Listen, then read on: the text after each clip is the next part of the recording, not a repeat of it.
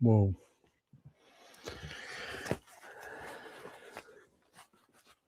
Sabotaging people. Hopefully everyone can hear me. First time ever streaming to Instagram and YouTube at the same time. So I've just got to check that it's actually working and that there is somebody out there watching. Just not a big fan of the picture on Instagram. It's like really narrow, but it is what it is. Okay, so why are we here? Why are we streaming? What's up, Lego Timmy? And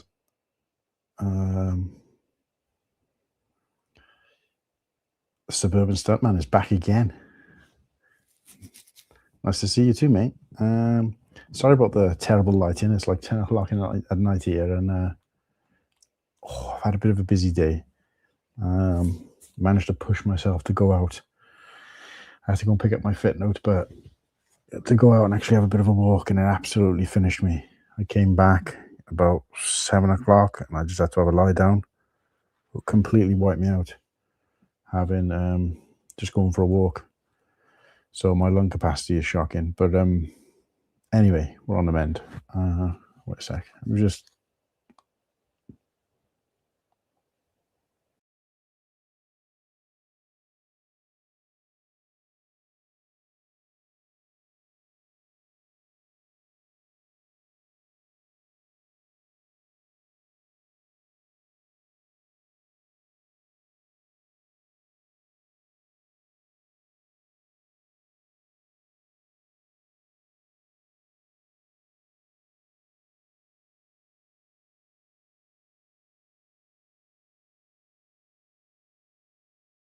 Vera, how are you doing, my friend? Well, judging by your picture, is that a picture of you? Pretty cool. I thought it was from a distance. I thought it was what's his name, Lil Wayne. But yeah, if you're new here, guys, please give us a sub. The main reason I'm doing this stream is because I'm trying to get to 1K on YouTube. So we've made a commitment that we're gonna stream every single day until we hit 1K. So I learned some British slang today. Munter. I understand it means ugly weather. All right. No, it does not mean ugly weather.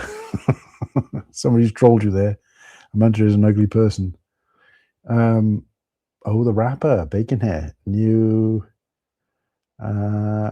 to the channel as well, and so is Moneyboy. And yeah, guys, got some new faces in here. Please give us a sub while you're here.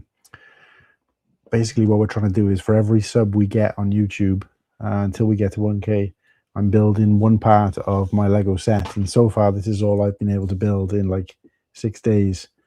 We've had 3 or 4, sometimes 5 or 6, sometimes 6, 7 subs per day. So it's been going up slowly, but obviously I want to try and keep building on that. So any new people will come along, and obviously on this channel, as you'll probably see, go and sub first and then do some investigation and see what this channel does, because we've got loads of live videos regularly, but we actually do a regular show every Sunday.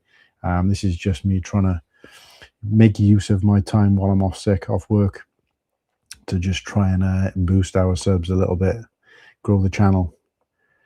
My favorite rapper would be Mr. Cheeks of the Lost Boys. I was a huge hip-hop fan, or have been a huge hip-hop fan since I was very young. In fact, I took it upstairs now, but got tickets to go and see Wu-Tang the end of March. They're playing the final chapter, so big hip-hop fan. But yeah, I'd say Mr. Cheeks and the Lost Boys is probably my favorite. Like Nas. Who do I listen to? Who do I still listen to that I used to listen to back in the day? There's not a lot of people, because there's a lot of the hip-hop artists I used to listen to either kind of fell off, or I kind of went off a little bit. so I got a little bit bored of them. So yeah. How about yourself? Bacon here. Let me know who your favorite rapper is. But to those guys who have popped in and still kicking about, please, like I said, give me a sub. That should be the first thing you do. King God saying, what's up, honey? I'll have to go by. Make sure you sub first, though. I mean, you have said you will, but yeah. So we're trying to get to 1K, and anybody watching on Instagram, I just need you guys to tell me if you can see and hear me, because I can't. It's quite difficult to check both lots of comments at the same time. So I can see Pam B is watching or was watching. Brick by Brick Together is there. Lego Hev is there. Lightning Load is there. So all of you guys watching on Instagram, please head over to my YouTube channel. You can find it in my profile and carry on watching there ideally, but at the very least go and sub to the channel. I believe most of you already are. So if there's anybody else watching on Instagram, please feel free to leave the Instagram live and head over to my YouTube, which you can find via my link tree on my profile, because that's where I do the majority of my streaming. And usually, if you really want to watch the live stream, you can watch it there, because might make a bit more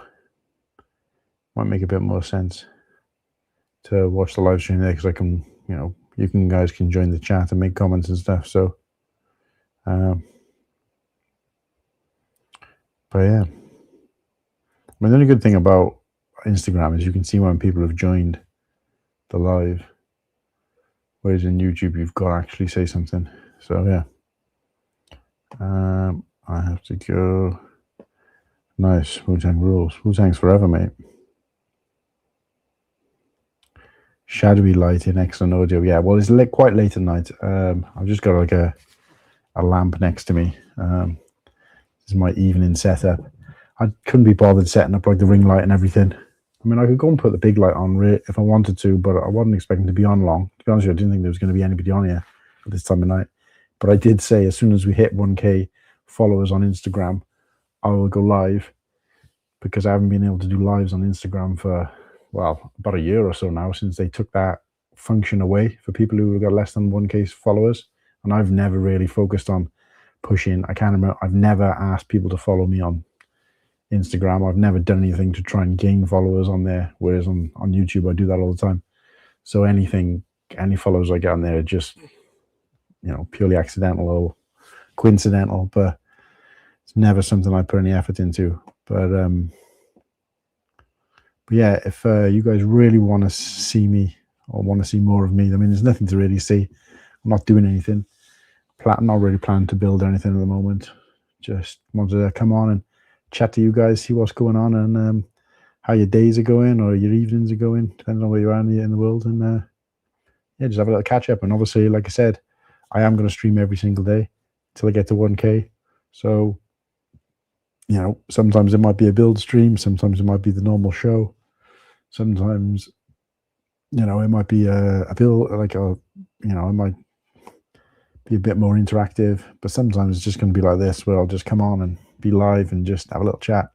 But I did want to, like I said, stream to Instagram as well, because I hit 1,000 followers on there today, and I just said I would do like a little cheeky live stream to there. So good evening, buddy, Mrs.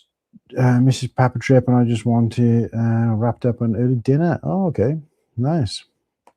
How you feeling anyway, Papa Trip? Hope you and Wendy are okay. But yeah, great to see you here as always. Let's see what's going on over on Instagram. So Eiffel Bricks joined. How are we doing, Dan? Just a Peel is there. MCR Bricks Builder. Congrats on 1K. So yeah, for anybody watching again on Instagram, just remind you guys, I am trying to see you guys. I'm trying to get to 1K on YouTube. The fact that I've got to 1K on Instagram is purely coincidental. my plan was I set out to do this stream every day until I hit 1K specifically for YouTube. So if you are watching this on Instagram, please follow my profile and head over to my YouTube channel and give me a sub over there, where you'll see a lot more regular content. I do tend to put some bits and pieces on Instagram, but it's generally just advertising for the Sunday show. All the live stuff that I do, all the shorts that I do, videos that I do are generally on YouTube. So that's the main place to find my content. So please go ahead and do that. For those of you who haven't, like I said, a lot of the people in this chat on Instagram, I think probably already have. And just Peeler, if you're still there, I do need to reach out to you at some point this week. I'm wondering if you're still up for coming on Sunday this week, as we discussed, to join the post-Bricktastic mock discussion. So let me know. Ken is there. We're doing Ken. Dark and mysterious, I know. Feeling kind of like Batman as well, because my voice is still a bit husky from doing too much walking today. Made the mistake of not only going out for a walk, but I probably went a bit too far, and I tried to carry home some shopping. It just absolutely finished me. It felt like I'd run the marathon. So yeah, it's going to take me a while to get my lungs back up to full capacity. I've said I'm going to go back to work next week because I'm feeling well generally, you know, as long as I'm kind of taking my time and not doing too much.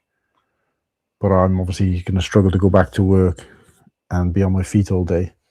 So I might have to just do a week or two of just kind of light duties potentially. So we'll see how that goes.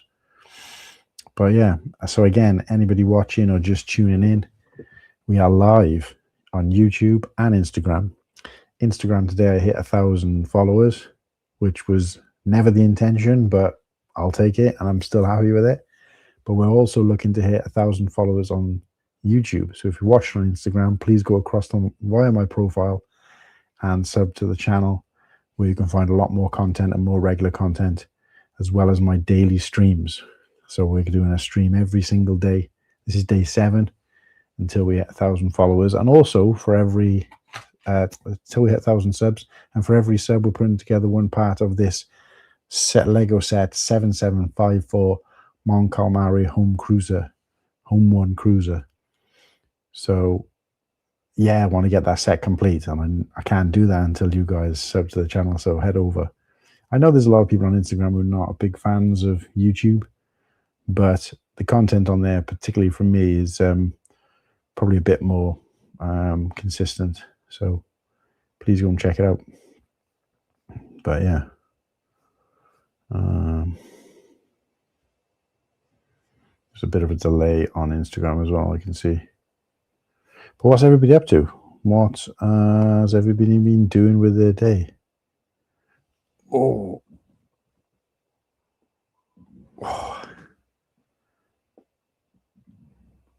I've just been watching a movie I watched a movie last night called War Machine, which is quite new to Netflix. And today I was watching a movie called The Bluff. Both fantastic movies. The War Machine one is about a bunch of ranger recruits who go out on an expedition. It's a little bit like, reminds me a little bit of Predator. They interact with some alien warship thing that kind of hunts them down through the forest, and while they're on a training mission. And yeah, it's pretty good. What's his name? The big guy who played Jack Reacher in the TV series. I can't remember his name off the top of my head. Big bloke. He's playing the main character in it. It's really good. Action set pieces in there, amazing. And then The Bluff is with Carl Urban playing like a pirate.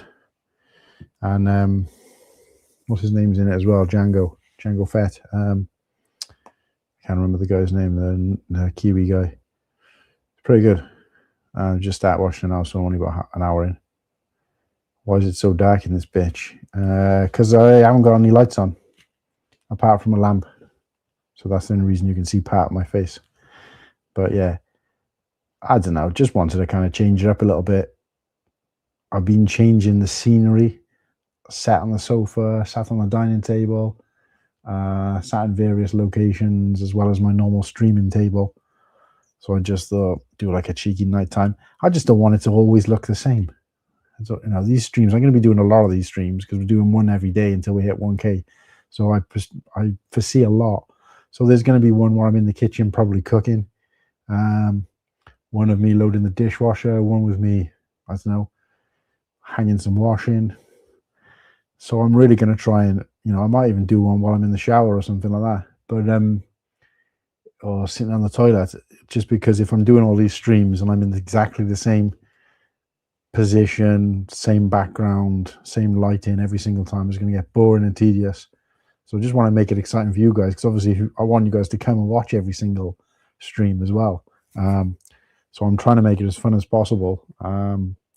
Tonight with just a little bit of engaging chat, whereas previous ones we've done some builds, we've showed off some mocks and some old Lego pieces, and we've had other people on the show as well. So yeah, just going to try and mix it up a little bit and make it as varied as possible. So tonight you've got underground, nighttime, cup of tea, settling for the evening, Jack and Ori style, cool hand, or whatever you want to call it. Planning for a stream tonight, a rare time where I have to prep. Oh, you're doing a stream tonight? Oh, okay. Normal time, Ken? Or because you normally go like 1 o'clock in the morning, or 1 o'clock in the morning for me. So if you're doing a stream tonight, I might stay up for that. What's the content? Let me know. Sarah is there. How are we doing, Sarah? We forgot to do your thingy on the show last night. I will have to. I'm not even sure whether you were. It do be nighttime for me. But yeah, no, I just wanted to. I just change it up a little bit, make it a little bit more fun to just see different things. I mean, you all know what I look like, most of you anyway. So, but yeah, Sarah, we'll have to do. I don't even should know if you're on the show towards the end, but we'll have to get you this new name situation going on. So anybody in the chat watching now, we're trying to come up with a new YouTube handle / name for Sarah, aka Paddy the Theatre Dog, because she wants to change it to something else. So we're thinking she's a Harry Potter Lego fan. Started doing a little bit of content as well on Instagram. I'm not sure whether that's something she wants to continue doing, but be nice if you make that, if you start doing content on YouTube as well. I'm sure people will love it, but you want to have a name that's more relevant. So we'll call you, like, I don't know, Paddy the Cornish. What's the name of that? What was the name of that thing you were building yesterday? Cornish Pixie. Paddy the Cornish Pixie or something like that. I don't know. We'll come up with something. We spent the weekend with Dax for his family day event at Boeing's Dreamliner 787 campus at Charleston, South Carolina. Amazing facilities. Wow. I'm glad you were well enough to go out and enjoy that, Papa. That's a good. Sounds good, because yeah, he's training to be a pilot, right? I do remember you us having a conversation briefly about this, and yeah, give my best to Dax. Anyway, obviously, chances of me seeing him again anytime soon is slim to none, but give him and obviously Wendy my best as well, and hopefully you're keeping well. Not the toilet, that's too much excitement. Yeah, I mean, I meant that tongue in cheek, but what I meant is I just want to kind of, change the scenery a little bit rather than you guys see me in this. That's why I started doing the streams on a dining table, mostly because I couldn't go up and downstairs with all the equipment all the time because of my lungs, but I'm getting better now at going up and downstairs. So, Paddy, hope you're well, very well, Sarah. Nice to see you guys giving each other well wishes. I don't think the lighting is the pull, lol, but how many sets do you own? Complete, incomplete. Yeah, no, I'm not trying to pull anybody. But if you mean like you mean I don't think it'll appeal to people, then probably not. But obviously you're new here, so if you'd been here every day and seen me in the same position every day, then that would probably also be a bit boring. But But yeah, sets that I own, I wouldn't know because I don't keep a tally of them. I've never counted, and I couldn't count even if I wanted to because they're kind of spread everywhere, and most of them are buried in my spare room because we've never really kind of unpacked them since I moved in to this house like nearly 2 years ago now. But I want to say in the house there's about 150 Lego sets, but obviously some of those are my daughters and some of those are my fiance's.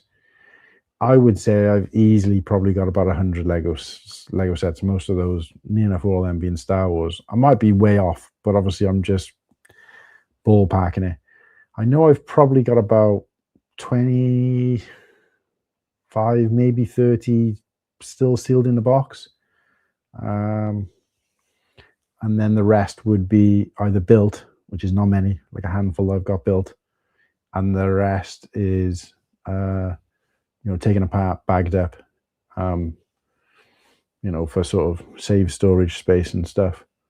But I've got a few on display in my not usual background for when we do the show on a Sunday. So, but yeah, that's another reason why Kivra 84444. So we do a show, like a 3-4 hour show every Sunday, and I've been doing that for coming up to 2 years now. And like obviously when you're kind of sat in that position for multiple hours a day, it is nice to have a bit of a break from that and change it up a little bit. So especially for the people watching, but also it makes it nicer for me. So, but if you guys really, really want to have a better view of my face, if you think that's going to make a difference to the content, then I'll come switch the big light on. But yeah, 9 o'clock, we released a few huge app updates. I need to announce now. Oh, you know what? I saw that. Yeah, it's got breaking news or something like that in the corner. I saw it, but I didn't look at the time. I just assumed you'd scheduled it early for Wednesday. Right, so that's going on tonight. Okay, I'll try and stay up and so 9 o'clock.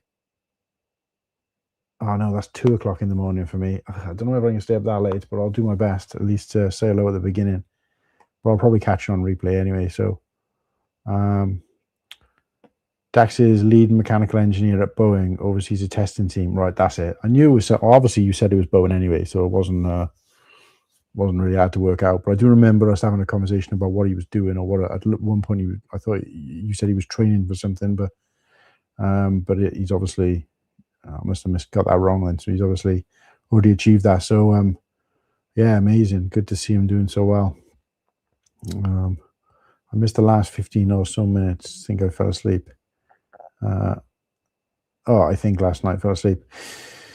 Yeah, it's fine. I mean, to be honest, I'd forgotten about it anyway. We had quite a lot to go through, but it's just frustrating that towards the end we were kind of like, looking for kind of topics. And if I'd remembered about that, we could have chucked it up for somebody to see. Oh, let me just go and check out. I keep forgetting that the chat doesn't appear on StreamYard for Instagram. So sorry, guys, for ignoring the people over there on Instagram. So Lego Boys is out there. Fix My Brick is out there. Brick of a Man is out there. And Bo the Builder, Bo the Builder, and Happy Mohawk joined. Congrats, dude. So yeah, thanks guys. And again, for the guys watching on Instagram, I've only gone live on Instagram because I said I would. Generally, I don't do these type of scheduled lives on Instagram. The only lives I used to do on Instagram before they took the function away was like walking around shops and live while I was on my way to an event, and just kind of, it was almost like a vlog type thing. But unfortunately, they took live streaming away on Instagram for people who are less than 1K. And I never really cared about followers on Instagram. It's not something I tried to promote. So, but I did start missing it when it wasn't there. So I did say as soon as we hit 1,000 on, jokingly, I said it a couple of 100 followers back. If I ever get to 1,000 followers on Instagram, despite never trying to grow it, I will do a live stream. And of course, it just so happens that I'm currently live streaming every day. Anyway, as part of this road to 1K, so we're actually trying to get to 1,000 subscribers on YouTube. So we're gonna keep streaming every day. So I just thought, why not do both? So here we go. Might even do it every day. It's just quite awkward to try and go between StreamYard, chat and conversation, and Instagram constantly. So that's quite difficult. But if you're watching on Instagram, please head up, hit my profile face, whatever it is on the screen. Doesn't matter if you have to close it down and leave. Go on my profile, find the link in my link tree from the YouTube channel, head over there, or you can just go on my stories, is quicker, and there's links on near enough all my stories. Head over there. We're doing the road to 1K subs on YouTube, and subscribe to the channel. And obviously there's a lot more content on there. There's hundreds of videos you can go back and watch, live streams we do every week, as well as multiple other bits of content. So go and check it out, please, if you haven't already. I know some of you guys on the Instagram chat here have already subscribed to me over there, but would love you guys to go and check that out, where you can see me live more regularly if you want to. But yeah, right. Paddy hanging in and trying to ignore doctor's orders as often as I can. Yeah, it's the way. I try to do the same thing. My doctor said I should have about 2 weeks off to recover from what I was ill with, without going into too much detail because it's kind of boring. But I was like, nah, I'll just have a week. It's fine. I got the 2 weekends off as well, so I'll work out about 10 days off. So I'll leave it as that. Of course, come the end of the first week, and I was like, yeah, there's no way I can make it through a day at work. I don't even think I can get there. So I had to go back and get another week off. So fingers crossed, should be able to go back on Monday. Yo, late as usual, went to the gym later than normal. No worries, mate. I mean, you're the only person who really made a suggestion as to what time I should go live on my Instagram. So I thought, you know, if that's what Jason wants, that's what Jason gets. So, not the big light. I subbed. Good luck with the stream. Thank you, Sivra. And obviously, you know, with the lighting, like I said, go and check out some of our other streams. Usually I'm pretty good with the lighting. It's just tonight I was like feeling a bit tired. I'd already like had a nap. I was like, oh, I gotta get up. I had to drag myself up off the settee and do a live stream, because I mean, I would have been gutted if I'd fallen asleep and I hadn't done one today after committing to doing one a day. So yeah, so just thought make it a bit of a casual one and see how it goes. Cool hand, are the wedding plans finalized and on the books? Well, yeah, so we've booked everything, booked the place where we're getting married. We're actually getting married where Paul McCartney got married, to his first wife. So yeah, getting married in London. We've booked the venue. We booked the place where we're getting married. We booked the venue. We've booked a few other bits and pieces for the day. Rings have been ordered. They're on the way. I was up last night trying to size my finger using like a printout thing they have to cut, and it was a nightmare. And I always thought I had long, skinny fingers, but when I was using the measuring thing that they give you, I had like one of the biggest sizes. So I always feel like I mean, they probably are, because they're long, and I'm quite tall, so because they're long, they always feel thin. But when I was measuring it, I was like, I think it only went to like a 13, and I was like an 11. So anyway, so yeah, rings ordered, wedding dress sorted, but obviously Chris needs to go back and have some measurements and stuff done. So it's a lot of fiddly bits now. So we're sorting out like we've got a wedding website. Invites have gone out. Sorry, save the dates went out. Invites have gone out. All invites have been responded to. We've got a wedding website where we do all the booking and everything like that. So the registry and all that kind of stuff is on there. Table plan is done.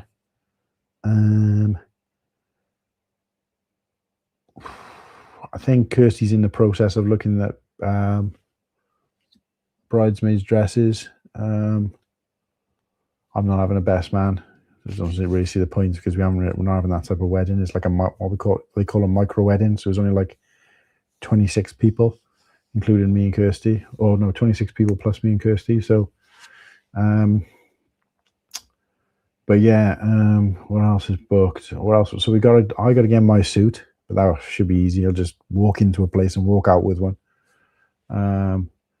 And then there's mostly like just the little bits and pieces then, as well as obviously paying off some of these things, because a lot of these things you can't pay off. They won't let you pay them off in full. So we booked a photographer. That's another thing we've booked. The photographer's been booked, but she'll only let you pay the deposit. The rest we can't pay until like a couple of weeks before. And I was like, well, we got the money. I'd rather just pay it off and know it's done. And she went, no, don't, because my accountant will like string me up. So I don't really know why the point of that is, but it is what it is. So it's just, and same with the venue. It's like they don't want the rest of the money until on the night. And I'm thinking, well, I'd rather pay it in advance, but that's the way it goes. So biggest things left to do in terms of like worth talking about is my suit, bridesmaids' dresses, flowers, cake. But we know what we want for all of those things. So it's not like, oh, where do we start? Like we've already got the bridesmaids' dresses picked out. It's just a case of like, finalizing them, getting them fitted. The suit for me will be easy. The cake, we already know what we want. We just haven't found it. We're looking for a place that's local to where we're getting married, because obviously we want them. The venue won't look after a cake until the day. Won't let it be delivered until the day of. So we need someone that's going to be able to deliver on that day. And then what was the last thing I said? Flowers. Flowers, we know what we're having. We're having dried flowers anyway, because Kirsty wants to be able to keep them. And obviously it's not a massive wedding, so we don't need like thousands of flowers. The venue includes flowers with what we've already booked, so we just tell them what style we want. So we don't have to do any of that. All we've literally got to pay for is the boutonniere for me, a little thing for each of the bridesmaids, and then one for Kirsty. So it's like, five little bunches of flowers basically. That's like 6 bunches of flowers, varying sizes. So that's pretty much easy enough anyway. And then it's just the little things then, like doing the favors and doing the wedding, the name cards, and we're doing like little goodie bags for people, which I suppose is the favors, that kind of stuff, all the kind of fiddly bits and pieces, because everything we want to do is personalized. So without going into too much detail, me and Kirsty are creating everything from scratch ourselves. We're not like ordering things or copying things that have been done before, if that makes sense. I'm trying to be a bit original with it, and just because Kirsty's exactly the same as me, which doesn't like being derivative of anything. Obviously, we get ideas and stuff from other weddings, and nobody's going to be the first person to have this type of flower, this type of cake. But we want it to be us rather than like a factory wedding. So, our favors are going to be like things that we like and we're into, and we've kind of made ourselves, kind of thing. So, just notice the movements behind you. Yeah. Do you know what? I'm going to put the big light on because I think it's quite a good talking point. Because this is our print wall. Ooh. I'll talk a little bit about our print wall in a sec, which it needs expanded on really, because we haven't had anything to it for quite a while. But I'm quite excited about it. Damn, I thought you were going to get married at Brickworld. No. I mean, if we had our way, well, if Kirsty had her way, and obviously I was happy to do it, our ideal destination to get married was Boston. I think I might have told you that. But Kirsty's a big fan of, she's never been there. I've only touched down there. So we've never explored Boston. So our plan was to go over, do a couple of states in that area that we haven't already done. So it would probably be, I don't know, Rhode Island, Connecticut, and Boston and Massachusetts, like those kind of, that three, just so we can tick off 3 more states without going too far, because obviously once you get into New York, New Jersey, we've already been there, and Pennsylvania as well. So And then of course you've got the, New England, New Hampshire, Vermont, though we could do those in another trip. So but yeah, so yeah, it was Boston. That was the original plan, but her grandparents are too old, not too old, but yeah, we're probably too old to fly. And but yeah, apparently Kirsty's seen some places there, some areas that she would like, little villages there or something where something was filmed or whatever, and she wants to get married there, and something to do with like the witches or something, some witch thing, I don't know. But she showed me like the area and the scenery and the places you could book to get married, and it looked amazing. So very sort of autumnal type thing. But yeah, but unfortunately we couldn't do that. So I mean, to be honest with you, recently we'd already booked a few things. We were on the cusp of just cancelling it because we'd had a few setbacks with the wedding. We were on the cusp of just cancelling it all, seeing how much money we could get back, and just buggering off to Boston. Kirsty was like, the only problem is we haven't got anybody over there who can be like our witnesses. And I was like, yeah, we do. We got Tanya and Ken, so they could be our witnesses. But anyway, no.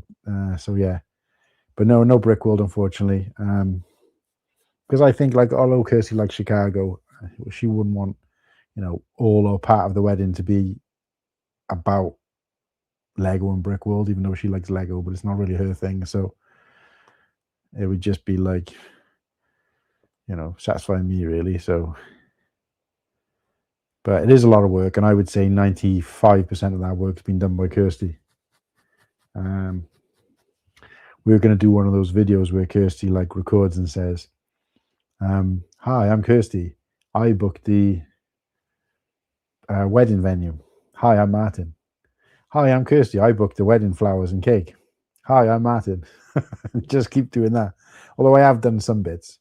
Like Kirsty's really like petrified of using the phone. So like a lot of these places, you've got a phone and you've got to get some more details. So I've been the person doing that. Finding out about the wedding venue and finding out those kind of details. Like when we went to the wedding, had to register and go through all the questions and stuff with each other out of the room to prove that we weren't, like, I had to like organize and book all that kind of thing. So I kind of have my strengths. So, and I think on the day, I'll be the one who's kind of the cooler head, making sure things are sorted and organized. Whereas Kirsty will probably be a bit more stressed out. So, listen to Ken, the Brickworld wedding would have been spectacular. No, like absolutely. Would have loved to do something like that. But second best thing might be that we get to go there for our honeymoon instead. And it won't be just Brickworld, because again, the honeymoon is supposed to be about us, same as the wedding, and not what do I want to do and then tag someone else along. I think if Kirsty was as into Lego, and then that would be an ideal to get married there and have the honeymoon there. But what I think we might do, or what I'd like to do, is go over to the US, do a couple of states, and then do Brickworld while we're there, and do like a 2-3 week trip. So will you be streaming the wedding live for your USA family? You'll have to speak to Slurpee about that, because Slurpee is I'll say now, we've got a photographer, but Slurpee's in charge of vlogging the wedding. So we've bought a fancy camera for him, and he had a little chance to play around with it when we went to Bricktastic and get his kind of head around it. If we were able to, and if we were able to see him more regularly, we would have sent him with it so we could have a play around with it. But obviously we need to do some bits with it between now and then. But he's going to be our official photographer stroke vlogger, because we've got the photographer for the ceremony, and then for the sort of travel to the venue and photos outside the venue, and then they'll go then she'll finish when we all go and have food and stuff. So everything after that will be down to Slurpee. Candid photos. It's not just Slurpee, it's Kirsty's maid of honor as well. Between the two of them, they're going to be like taking pictures, getting people to take candid pictures, getting people to do like messages to us and all that kind of thing, and obviously filming us throwing shapes on the dance floor and all that kind of stuff. So possibly, it depends. I mean, if you can get Slurpee to live stream it, that would be amazing. But at the moment, it's not on the cards, so we'll see. Good idea, though. I'm going to write that down. See what Kirsty thinks of that. Stream it to the stream it to the Cool Hand Weddings. Cool Hand Marries? Question mark? Exclamation mark? Could be done. It's a possibility. We get Brick Hive ordained and he could officiate the ceremony. Yeah, he's got to shout the entire thing. Want you to pay. They want you to pay when you're drunk. Yeah, well, that's not going to happen because I don't drink anymore. So I was 2 years sober on the 9th of December. So heading into my 3rd year now. And I say that as if I was an alcoholic before. I wasn't. I mean, there was probably times in my life where I could have done with giving it up and I was probably in too deep. But I had been quite a casual drinker leading up to deciding to stop for health reasons anyway. So my eyes. Yeah, when the big light goes on, you're not used to it. Let me just go and check Instagram. Christ, I keep forgetting the people over on Instagram. Guys on Instagram, I'm really sorry. I've been ignoring you. Why does it flip the camera on Instagram? So I'm backwards. It's kind of weird. But Oliver Bricks by Wally. Hey, Bricks by Wally. And Liam Brick the Bed joined over on there. Allo. Guys, if you're on Instagram, I love you. Thank you for joining me and watching me on Instagram. But go and check me out on YouTube where I can interact and you can comment and it's a little bit more interactive. There's a few more people over there sat watching, but I do appreciate you guys watching this anyway. But go and check me out on YouTube and give us a sub while you're over there. I'm trying to get to 1K subs on YouTube. How great would it have been if we'd hit 1K on YouTube and Instagram at the same time? Liam's here as well. I would highly recommend a live band if you know a local group. Secure that memory. So we did look into getting a band. Far too expensive. Couldn't really find anything we liked. Just seemed. And the thing is, we're having like a micro wedding. By the time we have the ceremony, then the wedding, then travel over to the venue, have the wedding, and that finishes, it'd be like 6-7 o'clock anyway. So we've only got the place till midnight. So we not a big fan. I mean, we did, like I said, we did do some research into bands, but for how much they were charging, and I think most of them were they do like 6 hours, and it's like, well, we wanted to be able to play our own music as well. So we just have created our own music because we just didn't think what they wanted, like talking thousands of pounds for a band, and they would either be only doing half a set or we'd have to listen to their music and not get a chance to listen to the music we want. So instead we've put together our own music, and the place we're at, because it's quite a small venue, because it's small, that was the other reason, is that some of the bands we looked up, they were like, they need this kind of space and this kind of setup because they're probably bands are used to playing for weddings of like 50, 60, 100, 200, 300 guests, whereas we've only got like 25 of us or 28 of us. So yeah, I feel like the band would be like most of the guests, and not only that, but like I said, the venue we've got because of the size of the amount of people, it's quite a small venue, so there's not even really a place for a band to set up or the equipment or the sound and all that kind of stuff. There's nothing, because it's not designed for that really. So so we've got a dance floor and a music PA system, and that's about it pretty much, which is all we need. I would have liked to have a band, like I said, especially if we're having a full day event, but yeah, and it is sad because one of the guys plays in a band, and he did suggest that he would get his band to play, but we live in West Wales and we're getting married in London, so a local band to us would be no good anyway, because obviously it's a hell of a trek to get up there. I mean, from the drive from here to there is about 5 hours, so we haven't got 1,000 subs yet, Liam, unfortunately, but we're trying our best, mate. We're pushing and pushing. How do I unsubscribe? Oh, thanks. Ouch. My pride. Okay, Slurpee, it's on you. Don't leave your USA friends out of the big day. Yeah, I'll have to see what he says. My youngest had a chapel in Vegas. It was his immediate family. Then I watched on the phone. She had a commitment ceremony here prior to traveling. Yeah, so what we're planning to do is we're planning to, a month or two later, we're going to have like a party. Let's change this. Oh, that's better. Trying to hold the laptop up.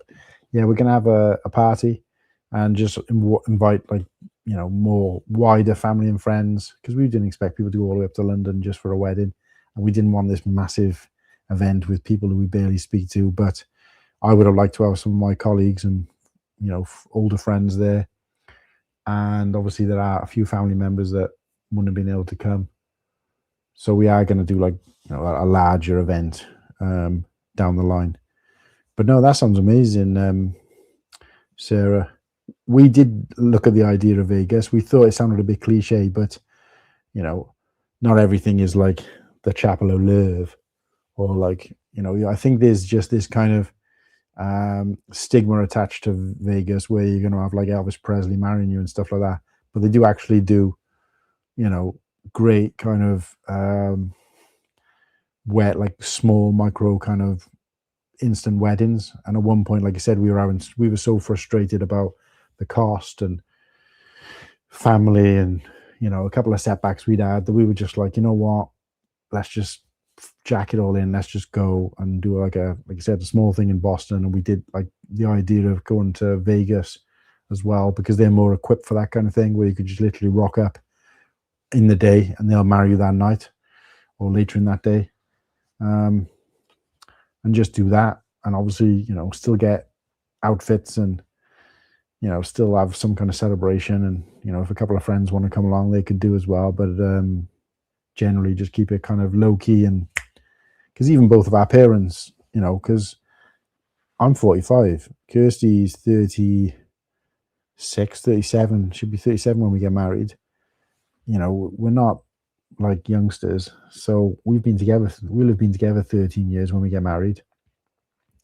So we've probably, we should have been married by now. Obviously, because of our situation, we weren't married as soon as we would like.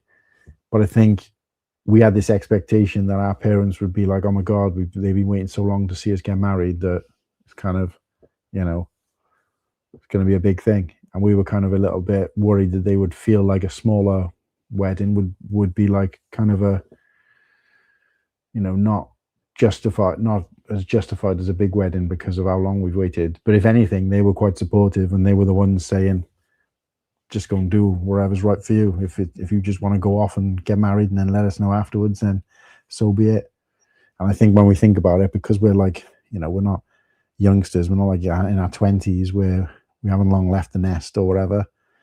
Our parents are kind of like, well, you're your own people now. They're not paying for the wedding or getting involved in the planning or anything. Like what would have happened with them. And most of the weddings I've gone to, the parents have paid for everything, and the parents have organized it and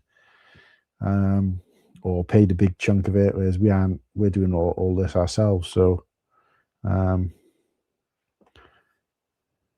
yeah. So they were kind of happiness for us to just do whatever we wanted and do. So the temptation was there to just clear off and get married. But Dildoza, hey bro, remember me from last time? I do vaguely remember the name, but it's very difficult when there's no image for your profile. But either way, I do recognize the name vaguely. Thanks for popping back. And if you didn't last time, please go and subscribe. Weddings can be stressful. Yeah, I think we're kind of past the point now, because Kirsty's still a bit stressed out about it. But when we think about how much time we've got, because we're getting married in August, so we still got 5 months, and most of the big stuff is done and needs paying, and most of the small stuff is stuff that you wouldn't necessarily do this early anyway, but we can gradually chip away at. So we are further along. Some people, when they get married, they plan all this stuff like years in advance.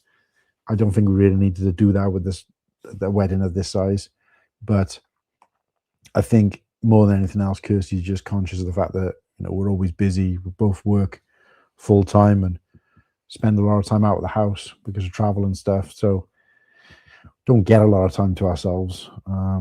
So the last thing you want to be doing is trying to stressfully planning a wedding. But I know Kirsty's exactly the same as me. The more time we got, the more we'll find to do. If we were 2 months out, we would have got it done. Now we're 5 months out. We'll just do 2 months worth of stuff over 5 months rather than, or we'll do the 2 months worth of stuff in 2 months and then find another 2 months worth or 3 months worth of stuff to do. You see what I mean? So we'll just keep adding to it, you know. And Kirsty's exactly the same as me. So no matter what happens, we'll be doing something to the last final day anyway. So showed a wooden barn type chapel with sunlight pushing through the walls. It was yeah, exactly. Like I said, we looked at some of the places in Vegas and they were fantastic looking places. It's just that they're more logistically sound and set up to marry you like that, you know, without any kind of real notice, which is great. I don't know how that works. I think it's just because of the way their laws are over there. Definitely want to see the wedding photos after the event, mate. Yeah, well, like I said, that'll be down to Slurpee and Carriad as well, our maid of honor. So 25th anniversary next year. Wow. Well, as it happens, me and Kirsty planned our wedding day, which we're thankful that it was on a weekday, which meant a lot of things were cheaper. We planned our wedding day to be the day we got together. So it was August the 18th. So the day we get married will be the 13 years to the day we met. So we can carry on calling it our anniversary, but official, our wedding anniversary. But yeah, so if we married when we met, it'd be 13 years, but of course that was never going to happen. But Finn Taylor's out there. Hey up, how are you doing? All right. Holy moly, I can barely see. Congrats. Oh, so I'm guessing holy moly, you must be watching from quite a while back because the light has been on for a while. So when you get to this bit, when I read out your comment, you'll see that the light is now on when you made your comment. So yeah. Yeah, well, this house we moved into was the 13th time I've moved house, and so far it's the one with the least issues that I've had. So actually, I think 13 works for us because our luck is so bad. Generally, me and Kirsty, and if I sat here and told you about some of the stuff that's happened to us over like recent, you know, including me being hospitalized and some of the stuff that happened to us, from small things to big things within a short space of time, then we already got really bad luck. So I think the 13 has the opposite effect. So it's given us good luck. Papa Rex is in the house. Is it ever a stream without Papa Rex? How are we doing, Papa Rex? Got both the Papas in the house.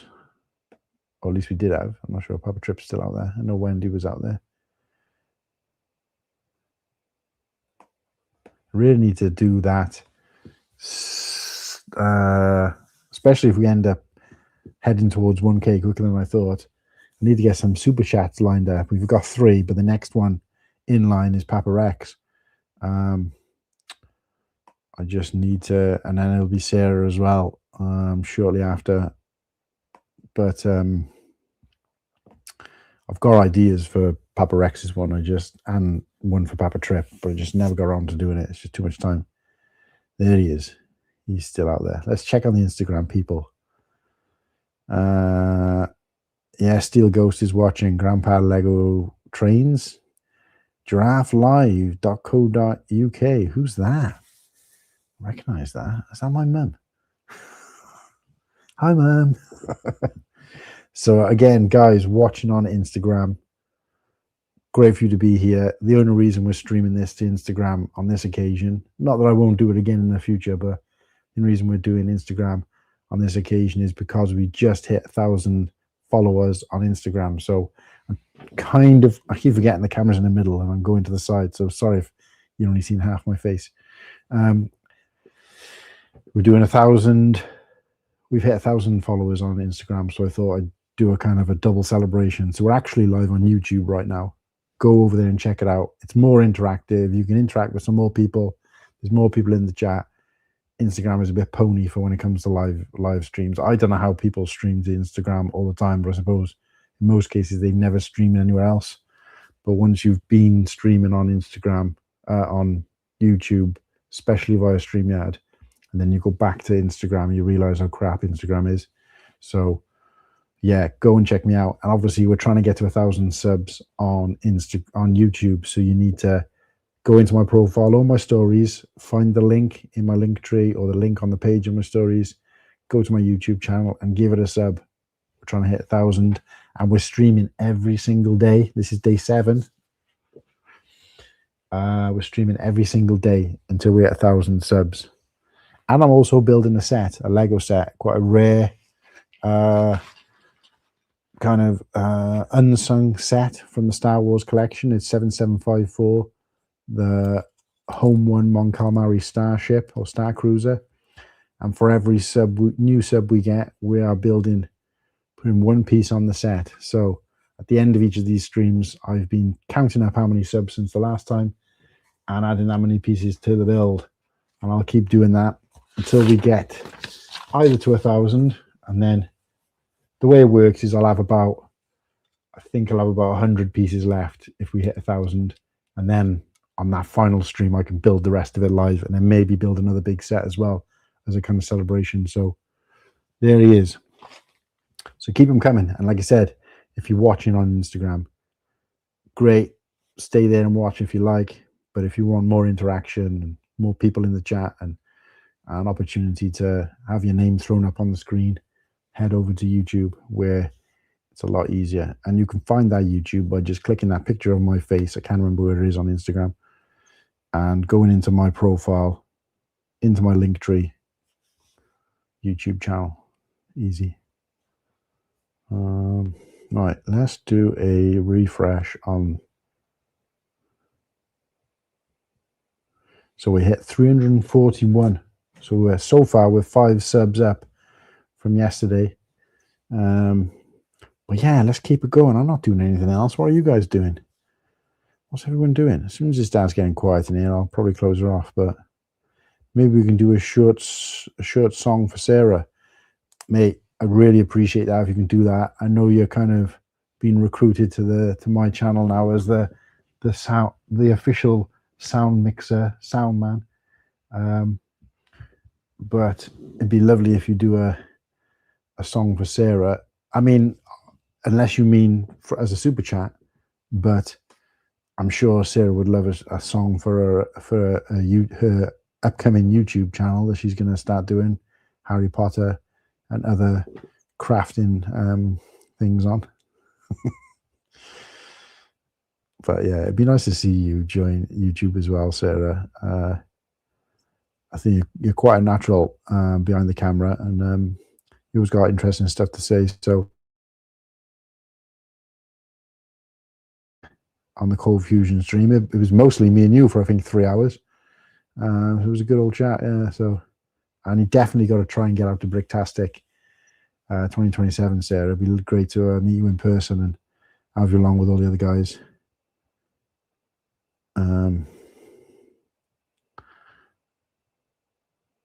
Sarah would like both.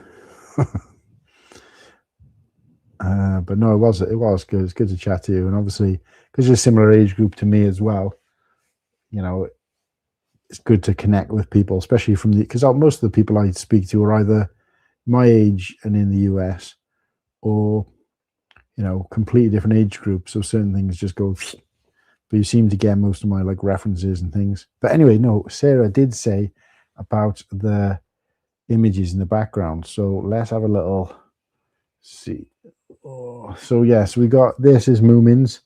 I think this is in particular. This is so down here we got Moomin, Snog Maiden, Moomin Mama, Moomin Papa, and then this is Sniff, Moomin Troll, and what's the stripy? What's this girl's name? They find her on the island and they bring her back, and this is when. I know because I used to read the Moomin books. Kirsty's a huge Moomin fan, and we brought Maya up on Moomin, so I used to read the stories. So each of these have got a different voice, which even now, Maya could tell you what each of these sounds like, that I created, obviously. But Too Ticky. So this is Too Ticky, and Too Ticky. Moomin Troll finds a message in a bottle from a nearby island. They go out, pick up Too Ticky, and bring her back to the main island. Snokebean gets a little bit jealous. Anyway, that's a different story. So here we've got. So that's the Club Kids comedy night I went to in Cardiff, and it's actually. So me and Kirsty are huge fans of drag, and particularly Drag Race, RuPaul's Drag Race. But they were doing an event it's not directly connected to RuPaul's Drag Race, but some of the drag artists from there. So on there we've got Thorgy Thor, Yeeshi Black, Gladys Duffy, Mother Trucker, Rock'em Sock'em, and the main act, as you can see, the bigger person here. This is actually Miss Cracker, and they've all actually signed. You can't really see it there, but look a bit closer. It's actually signed by them as well, and it was on the 2nd of November, which was my birthday. So a couple of years back now that was, but yeah. So we met them all and got a chance to get them all the thing he signed. What is this? Oh, this is Santa Monica Pier, a painting of Santa Monica Pier, which we bought when we were in Santa Monica. This is California Screaming, which is our favorite ride from California Adventure, which is one of the Disney parks in Anaheim, California, or next to Disneyland. Disney World has lots of different parks. There's about 7 or 8 different parks, but the Disney in Disneyland, the original Disney park, there's only 2 parks, which is obviously Magic Kingdom and California Adventure, and that's one of the rides on there, California Screaming. Amazing ride. Up the top here we've got, this is from it's a piece of artwork I had done for Kirsty. It's Master of Puppets. So the background, I can't really see it, but the background, so it's from Stranger Things. The scene where the guy, I can't remember his name off the top of my head, is playing the guitar on the top of to try and attract all the bats on the top of the bus. But the Master of Puppets song that he's singing is the background, is the musical, is the sheet, I don't know what you want to call it, sheet music for that. Up in the corner there is a print that says Broken Crayon Still Color, and it's printed, or it's drawn on a page from a book, and I can't remember what the book is. This up here is Send Me Someone to Lava. It's the Disney Pixar movies all used to have in the cinema when they were released in the cinema. They'd all have like a short movie at the beginning of them. They did stop doing it, I think, but I'm pretty sure this was from Moana, I want to say, when they did this short movie about like two mountains, and one of them's a volcano, and they come together. The Disney shorts there. It says I love you, but so yeah, that's a print that Kirsty ordered. What have we got here?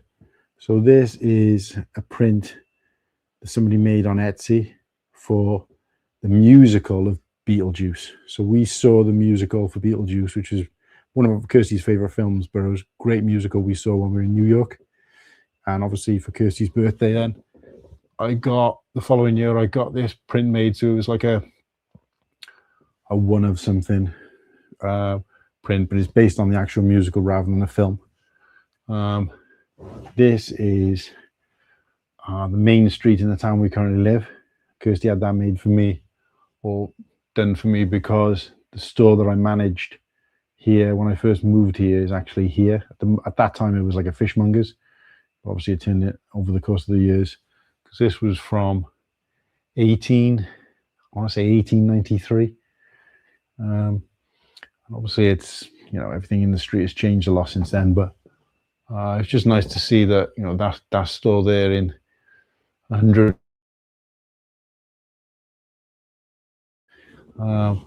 This print is the reflection is not helping with the bloody lights. But if I turn it too far, you can't see it at all. Anyway, this is from WandaVision, because Kirsty really loved the show WandaVision when it came on, with that whole kind of 50s, American 50s housewife style. So yeah, so I ordered that print and we got on one of these floating frames. So I thought it was quite relevant. What we got? Oh, at the top here. So this says, I myself am strange and unusual. And I myself is in black, strange is in purple, unusual is in green. Kirsty's favorite color is purple, my favorite color is green. And it's done in the style of Beetlejuice, because it's a quote from Beetlejuice, but obviously Beetlejuice colors are purple and green and black and white. And obviously they're our favorite colors. But I hand cross-stitched that. So I'll see if you can see it in a bit more detail. I'm not sure how good the camera will pick it up, but you guys can see, if you look close enough, you can see that it's cross-stitched. So yeah.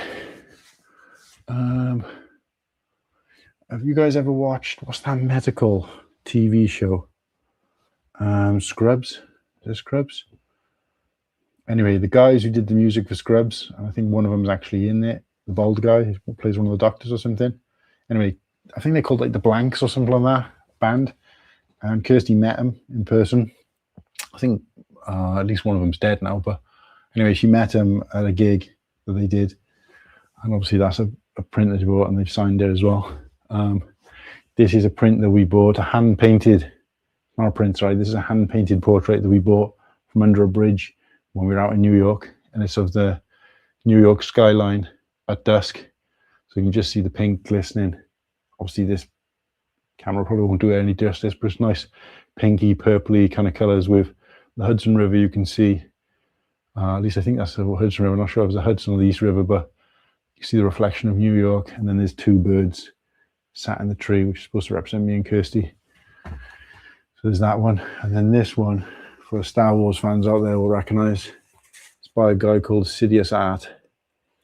Sidious Art is a good friend of mine, actually. He lives quite close. Got to know him at through a Facebook group. Turns out he lives around the corner from me, and actually he helped promote some events I was doing when I had a Facebook group.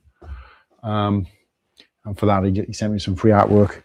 But this actually Kirsty paid for a present for me. So it's all the bounty hunters as seen on Darth Vader's Executor, Star Destroyer, in Empire Strikes Back, when Darth Vader hires them to track down Han Solo and the Millennium Falcon. So we got Dengar, IG-88, Boba Fett,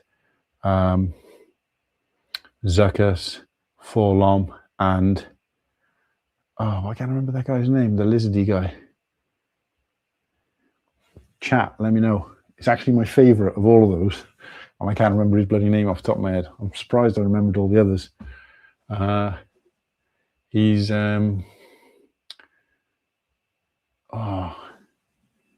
what the hell is his name? Let me know in the chat, guys.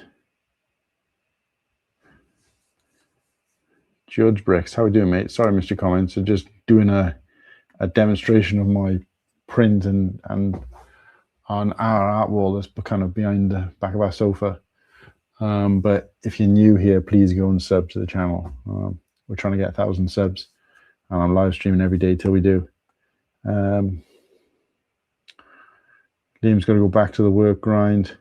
John M67, this is the US military chief on a direct order of. Well, nice to have you here, guy, mate. Yesterday we had Joe Biden in the chat, and we asked him to go and sub, and I think he couldn't work out to do it. If anyone is the cool gang needs a super, it's Sarah. Yeah, absolutely. I was just trying to go with the people who are day oneers more than anything else. Just subscribe. Well done, George Bricks. Same for you, military guy on M67. Go and make sure you sub, mate. So I've shown you half of my print wall. If you guys are really interested, I'll show you the rest on another stream. But there's all sorts of stuff up there, Star Wars and some other bits and pieces. But it's really doing my head in. I can't remember the name of that. Is Trandosh and what's the bloody hell's his name? Nah, it's gone. Star Wars fans in the chat, let me know if you can remember, because I have no clue. It's just completely lost it. It'll pop back in my head at some point.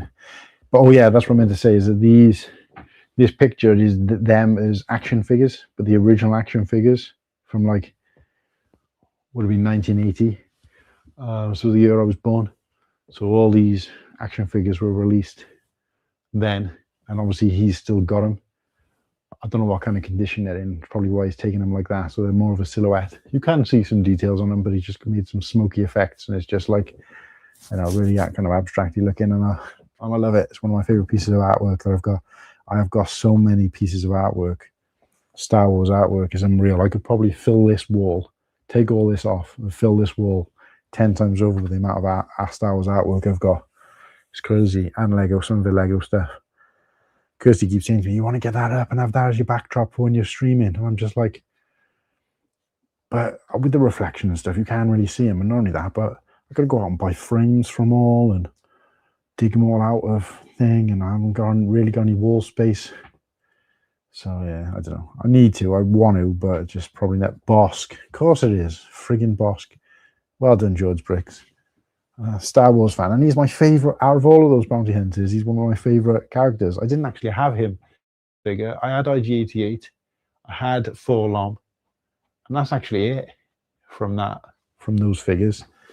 Most of the figures I had in terms of the vintage Kenner figures were from Return of the Jedi, because I was born in 1980, so I wasn't really into Star Wars.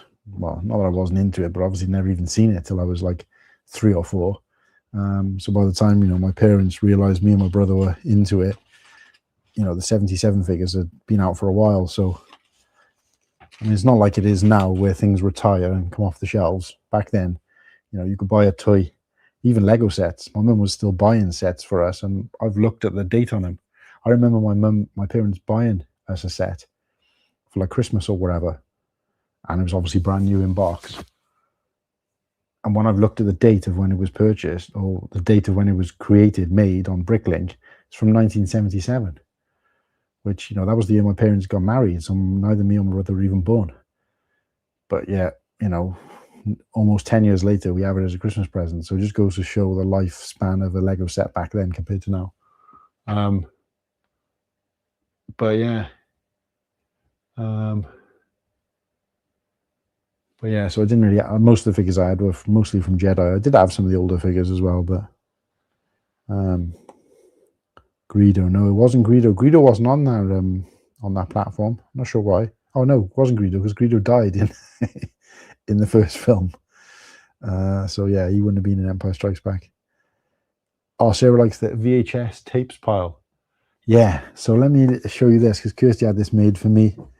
Most of this is either I've had made for Kirsty or she's had made for me, because it's like, you know, it's about us. Like the other wall over there with those prints on, that's our, what we call our adventure wall. So that's like things we've gone and done as a family, not just pictures of us posing, but us at Disneyland and us in different places around the world. And Maya's included in that as well, but it's just me, Kirsty, and Maya. There's no friends, there's no family on that at all.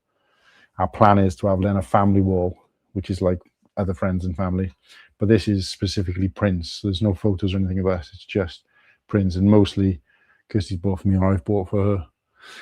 So this is all of our favorite films. So if it's my favorite film, it's not on there unless it's also Kirsty's, and vice versa. So if we had our own, one of these of our own, they'd probably be completely different. But these are movies that we both enjoy together, or both within our list. Or if we made a list of 100 movies and we had to Venn diagram it, this would be the kind of centerpiece. So I mean, they're just VHS, but I'll read them out. Back to the Future, not in any particular order. Back to the Future, Coco, Ghostbusters, Gremlins. You can see a theme. Just a peeler, if you're still watching, you'll like this. Gremlins, Rogue One, The Dark Knight Rises, hot take, Beetlejuice, Predator, Hairspray, also my favorite musical, and Empire Strikes Back. The only big problem with this was this. I don't know if you guys can see the spelling mistake. Empire Strikes Back. And that's not our issue, that's theirs, because Kirsty checked and she did actually order. Not only that, but if, most people know what the Empire Strikes Back is. So even if we had sent it like that, you'd think they'd change it. But most people don't know it. So, but yeah, they're our favorite, all-time favorite films. 1, 2, 3, 4, 5, 6. Yeah, 10. Our 10 cross-section favorite films. As I'll just show you these as well. So got Nips, and then so these are from Animal Crossing, because Kirsty's an Animal Crossing fan. So these are the only thing that's slightly different, because I'm not really a big Animal Crossing fan. Kirsty is. But specifically got these because a friend of hers who she used to work with started up an Etsy account doing prints, and these are two of the ones I think he sent her for free or sent a reduction. Apologies if you're watching this on Instagram, because you probably missed most of that, because it's a narrow frame, so you wouldn't have got to see as much. But Dre is out there. I wish I bought Lego when the trilogy came out. Oh yeah, I thought you meant Star Wars Lego. Then I was going to say you'd have a job on your hands, but no. Yeah, I've got some Lego sets from the 70s, late 70s. I've still got them. I've got the instruction books even. I should start showing that kind of stuff on social media, really, because I know people like that kind of thing. But I just never get around to digging them out. I should just take a photo of them and be like, throwback. Brick by Brick Together. Hello, hello. How you doing, Garrett? How's it going, mate? Ahim Bricks joined. Guys, I'll say this again. I'm not often checking the Instagram because we're also streaming live to YouTube. But I will say, if you're watching on Instagram, we're trying to get to 1,000 subs on Instagram. We've just hit it today on Instagram, but that's a byproduct. I was never planning to do that. But we are trying to get to 1,000 subs on YouTube. We're on the road to 1K subs. And basically what I've pledged to do is stream live every day. Be a slightly different setting, different theme. I'll be doing different things. It might be a show. It might just be a 10-minute chat. Could be building, whatever. Lots of different varieties, as best as I can. I'll stream every single day until we hit 1,000 subs. We started on just over 300. Coming up to just gone over 340, I think. So we've gained like 30 odd subs and this is day 7. So I'll keep going, guys, until we hit that 1,000 subs. So this is an opportunity for me to showcase myself and the channel and the content. But to help me out, you need to leave Instagram, go over to YouTube and subscribe there, because that's where the magic is happening. And I do appreciate all of you guys. So yeah, throw my name. I don't know, I'll show you on about by that, man. Throw my name. But yeah, I can't throw your name up because you've got to be over on YouTube, if that's what you mean. So join me over on YouTube and I can throw your name up and you can interact with chat there where there's more people and it's a little bit more interactive. The Welsh accent is strong with this one. Oh, I'm glad you noticed, mate. Most people say I haven't really got much of a Welsh accent, but it's because of where I'm from. Fix My Brick is heading to bed. Good night, Fix My Brick. Cheers, mate. Thanks for tuning in and celebrating 1,000 followers. 1,000 subs. Yeah, I'd love 1,000 subs, mate. But we'll get there. Like I said, I'm in this for the long haul now. We're on day 7 now, and hopefully it doesn't come to day 77. But if it does, so be it. Commitment I made. Actually, let's do a little refresh and see if we had any new subs. We're on 342. Amazing. So currently gained 6 subscribers. Do you know what? I think I might stay till we can get to 10. If we can get to 10, then I'll clock off. So if you're watching this on Instagram, go and check me out on YouTube. Join the channel there. And subscribe, obviously, when you get there. Subby, give me a subby. So what are you guys up to? Who's still left in the chat on YouTube? Don't feel like you've got to stay either, guys. Lots of new people have been coming in and out as other people have been leaving, so I'm more than happy to speak to nobody, entertain myself. It's what I've been doing pretty much all day anyway when I'm not on stream, so I don't realize how much you miss speaking and interacting with people, as much as sometimes you get frustrated by it, speaking to customers and whatever, but just interacting with my own staff and my team. When you're kind of stuck at home, as nice as it sounds, being home and getting all this extra time, it's not like I can do anything that I'd want to do physically because of the limitations and the reason I'm off sick, but also just kind of knocking around the house and feeling a bit miserable and a bit sorry for yourself. So if I didn't have this channel and the opportunity to do streams, I don't know how I would have survived mentally. I don't know how people do it, just sit at home all day. Like I said, if I had a work from home job, I'd be massive and miserable. Don't get me wrong, if I won the lottery or something, won a couple of million, I'd be giving up work straight away. But then I'd be finding other things to do, active things to do with my time. So yeah, but just sitting here kind of with not being able to do what you want to do and not even being able to kind of go up and down the stairs as much as you'd like really takes it out of you. So I got a half hour of lurking while working left. Oh, right, okay. What do you do anyway, Papa Rex? Be interesting to know.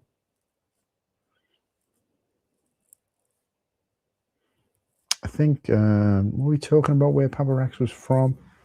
So Papa Rex is in the West Coast, so Pacific time. So I'm not sure exactly where you're from, if you want to share it. Maybe you have and I've just forgotten. I know Garrett out there is from the trail. It's from Oregon. So he's in PST as well. Washington State, that's right, of course. Yeah, I think you did say, yeah. So the only places I know in Washington State, I say I know as in like I know of, not that I've been there or been that far north. Furthest north I've been on the West Coast is San Francisco. I mean, we took a walk to Marin County, but that was about it. Well, I say we took a walk to Marin. We walked across the San Francisco, the Golden Gate Bridge and into Marin County and then got some shade in that tunnel and then came back. But yeah, but never been any further than that. I don't know. I've been to Vegas, but is that further north? No, that's kind of, Nevada's probably on the same level as most of California. So I'm not really sure in terms of latitude.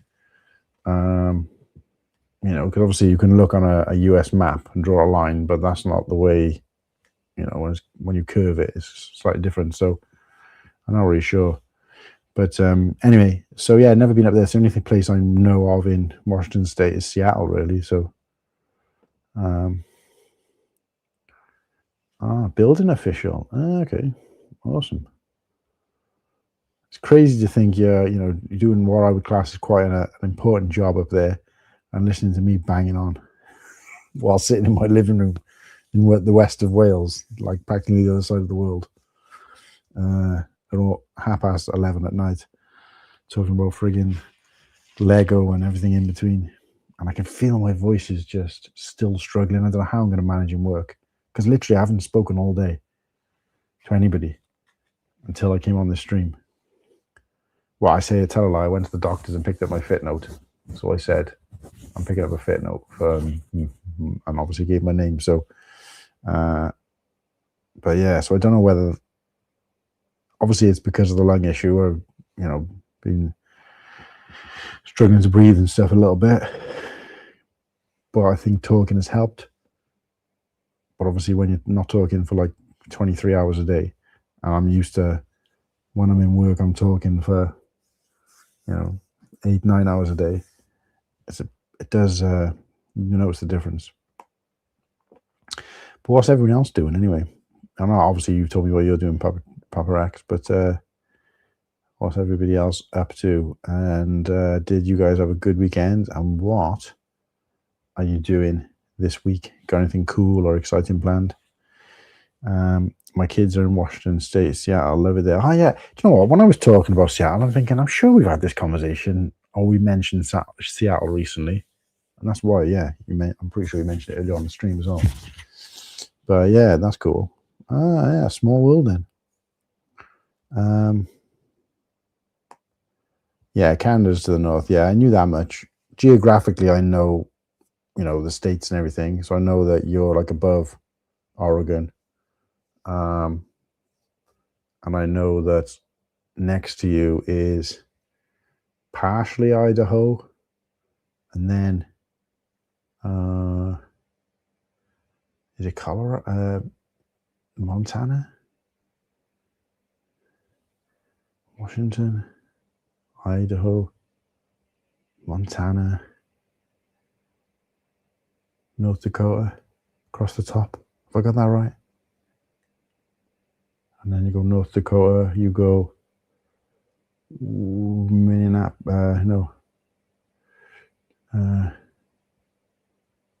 what's the name of that?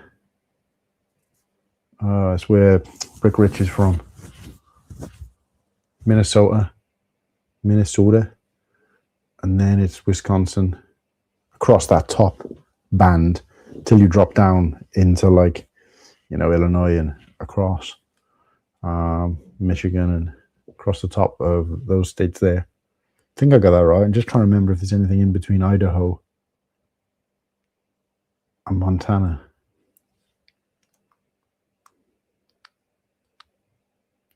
I can visualize the American map and where everything is in there. Weirdly.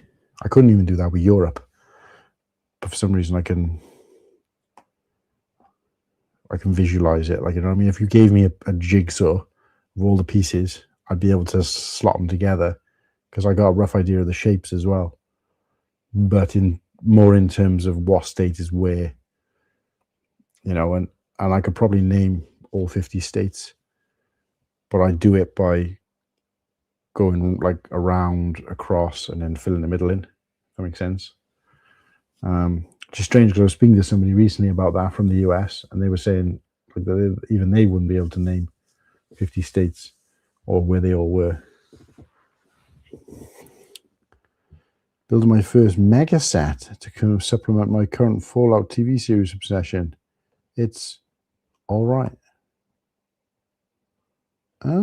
Mega. So over here is Mega Blocks, but they do make some pretty decent sets, but they also make some crappy sets because obviously they're kind of what I found in the UK is that the best brand in terms of availability, price, and the quality of the pieces and everything is Block Tech here in the UK. I don't know if they exist anywhere else. A lot of places sell them. We actually sell them. The company I work for sells them, and they do some really good sets. They've done recently had this massive purple dragon in, and it's huge. But in Lego, it'd probably be $100, $120 set. But it's 30 quid. But it looks amazing. I'd love to build it and just have it on display. Normally, they let us take home sets and products to kind of demonstrate them and bring them back to the store. But that's a little bit too expensive because we only get 2 or 3 of them in at a time. So if I took one of those home, it'd be a huge cost to the business for nothing. Lewis is in the chat. Subscribe. Absolutely, mate. Subscribe. Indeed. You're probably the only person watching right now because I can see I got 1 viewer. I know that's not always accurate, but in fact, it's never accurate. But we did have quite a busy stream in here earlier, actually. And we're streaming to Instagram as well, if you didn't know, Lewis. So let's go and check out Instagram, see who's floating about over there. General Tron is over there. General Tron, I haven't seen you in the YouTube chat for a while, mate. We're streaming over there as well, so head on over there if you can. And I know you've probably already subscribed with us over there, but just in case you haven't, please go and do so.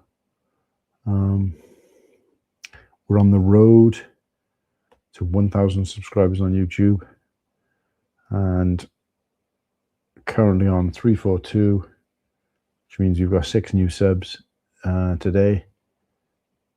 And I want to keep pushing it. I want to try and get 10. Oh, I think I just saw a spider run across the carpet. Something just moved out the corner of my eye. What was that? Can't see it now. Just saw something go out the corner of my eye, fly across me. It was just a fly or something. It's still a bit early for flies. But anyway. Yeah, I saw you streaming over there. I've been doing much with Lego over the past 5-6 months because my hands don't cooperate and my eyesight is failing. But I'm plowing through. Yeah, there's me complaining about my ailments while good old Papa Trip is over there. Body's slowly letting him down, but mate, you know, I think that's what's great about this community is that even if I've spoken to quite a few people who haven't been able to do Lego for one reason or another, maybe mental health reason, physical issue, whatever. But they still feel like they're part of this community and they can be involved in this community, kind of living vicariously through other people, which I suppose we all do to some degree. I mean, social media with Lego, but they were able to kind of fill in that gap by watching other people. And I think the story with Whittaky and Leo is a perfect example of that, where Leo wasn't, because of his disability, wasn't able to build Lego, but he actually loved it. So when Whittaky would be out with him, taking him to the shop and stuff, he'd go and buy sets. That Leo would pick the set, he'd buy the set, take it back, and Whittaky would build it. And he tried to get the lad involved, but he didn't want to. He was just happy enough. He enjoyed watching someone else build because to him that was, the best he could probably enjoy it. Maybe, I don't know his thinking, but maybe he thought if he tried to do it and got frustrated with it or he couldn't do it the way he wanted, he would lose the passion for it because it's like that frustration. But as long as he was enjoying seeing the set being built and seeing it, the process of it and the purchasing of it, he was as almost as much involved as he could be, and that was still bringing him joy and comfort and happiness till the end. So I think it's we got to think of things like that. Like I said, it's easy for me to say that because I can build Lego kind of whenever I want. Not that I've got the best eyesight or hands in the world myself. To be honest with you, I'm probably going to get to that stage. The amount of times where Kirsty gives me a candle or something and says, "Oh, smell this one," and I'm like, I can't smell anything. I got my sense of smell is shocking. Or she'll be like, "Oh, feel how soft this blanket is." Can't feel very much with my fingertips. Like I can't feel like textures and stuff, and I can't feel if things are hot or cold, unless they're really hot. And sometimes it takes me a while to notice. Or if things are damp, like if clothes are damp, I have to get Kirsty to do it, or I have to rub it on my face, which kind of looks weird. So so slowly, and I've started getting pains in my hand as well. I have to wear like a glove, an arthritis glove now for this one hand in particular, which is probably from all the years of being in the freezer or whatever. But yeah, like I just get pains in my hand. Kirsty's got this one cup that she's got, and the lid on it just seems to tighten itself up because of air suction, and I can't get a lid off it. So I'm now the guy in the house where I can't open jars and stuff because when I try to turn my knuckles, I get pain in my hands and stuff. My eyesight is shocking as it is, just because I'm so sensitive to light. So I'm on my way there. I'm on my way there, Papa. Probably be a few years. I'll be there with you, mate. But no, it's sad to hear that. But hopefully you can fill in the blanks with a Mega Block set for now, until you're strong or happy enough to do a Lego boy. I'm sure you've got a bit of a backlog going, building up. I left briefly to go up to bed. Back now. Oh, so you went to bed and came back? Oh, that was a short sleep. Or do you mean you took your bits and pieces up? So you're I'm guessing you're sat in bed with your laptop or whatever. I'm blessed with a great life and spectacular friends like you, Martin. Love you, buddy. Yeah, I love you too, Papa Trip. I appreciate that, mate. Like I said, we're glad we've got this community, and it's not always exciting sitting watching people talk or whatever, but I just like interacting with people. If I could have you all sat around here now and chatting in person, it'd be amazing. That's why it was so good going to Bricktastic, really, and making new friends and stuff. And even Lewis, like one with the studs, we just barely knew him beforehand. I think somebody had reached out to me, like I'd seen his streams and stuff, didn't really know much about him. I think Joel reached out and said, I got a friend who's coming to Bricktastic. And I think I'd already messaged him. I don't know how I knew he was going, but I think I'd messaged him and he said he was thinking of going a couple of months before. But it turns out when Joel told me that this person was interested in going, it ended up being the same person who I'd already spoken to. So I was like, oh, great. Let me add you to our group. Added him to the group, and that was it. And then we were up there, and like one of the funniest video, or one of the what I regard as entertaining videos that I did up there was just off the cuff when we were on the train on the way to Bricktastic.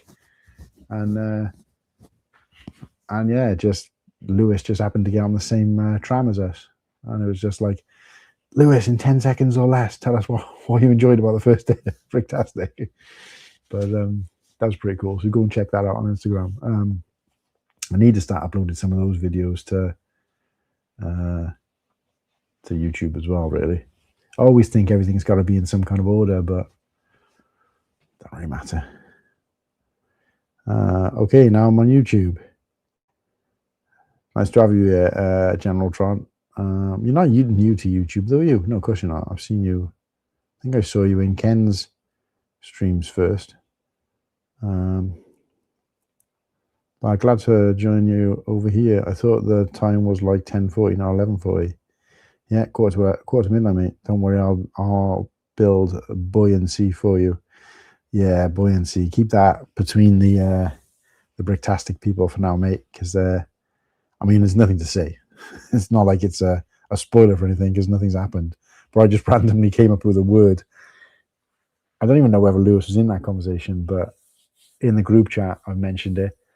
So all the guys, when we were at Bricktastic, were complaining about how you weren't able to get like a printed brick, a t-shirt, a pin badge, a lanyard, nothing.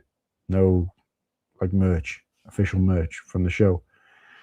And some of the guys were like, and I was like, well, what we need to do next year is we all need to do a mock.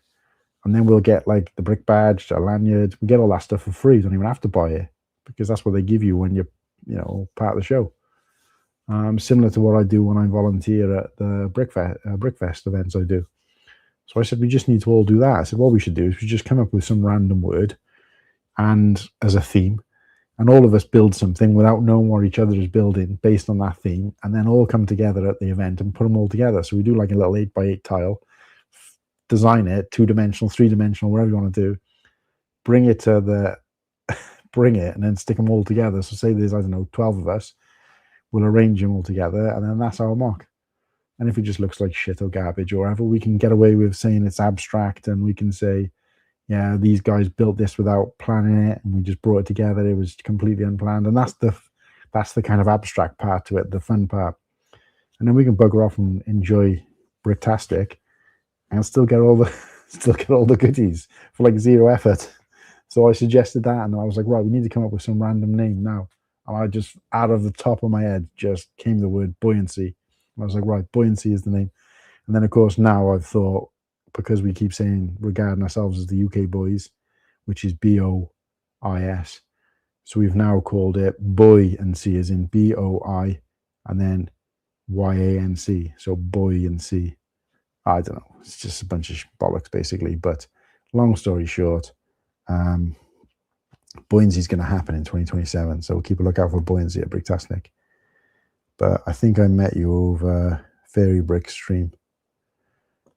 No, I'm sure it was before that. Oh, no, sorry, that was it. That was when Joel said to me that he had a friend who wanted to join the charity stream. And it turned out it was you who I'd already had a brief conversation with, maybe over over chat on one of your streams or something, that you were going to Bricktastic. anyway, we connected the dots in the end. So, but yeah, it just goes to show, like, how the community can come together when it comes to something like that. So we didn't lose someone, did we? Oh no, don't tell me. Oh, we've lost a sub, have we? No, we haven't lost any subs. I'm not sure what you mean by that. So,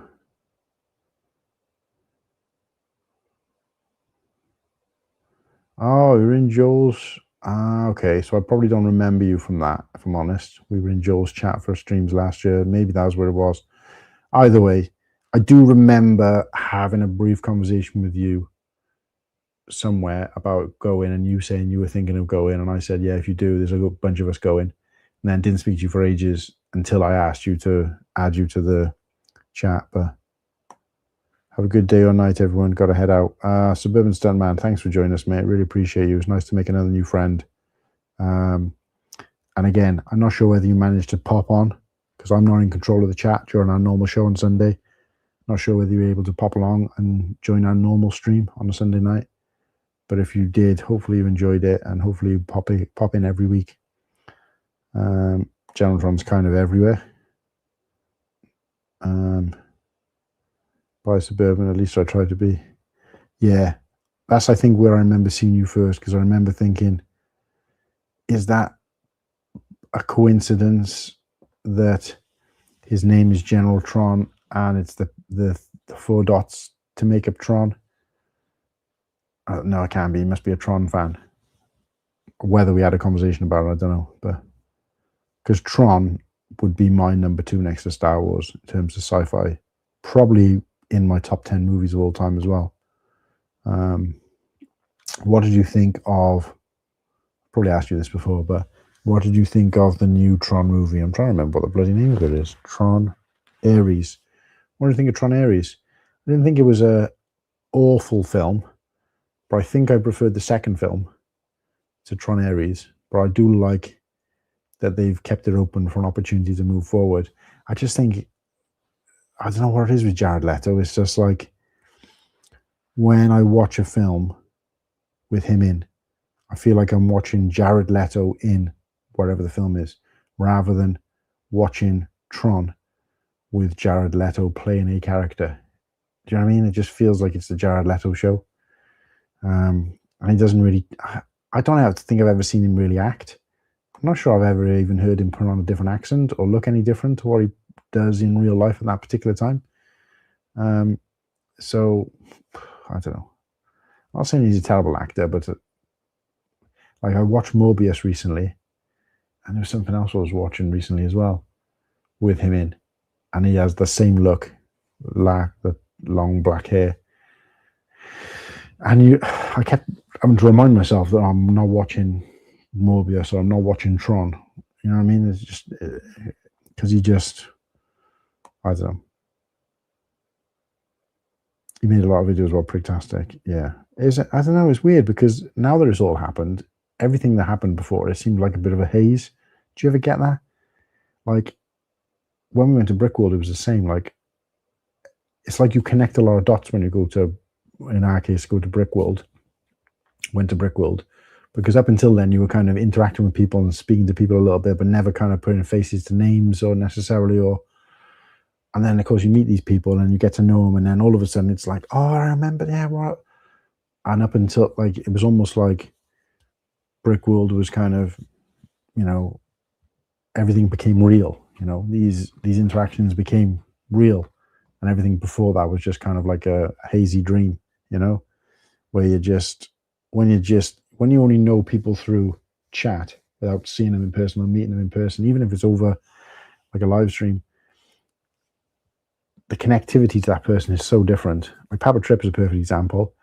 I had in my head, from the conversations I had with Papa Trip, a visual of what Papa Trip looked like and what I expected him to be like based on, the issues he faces.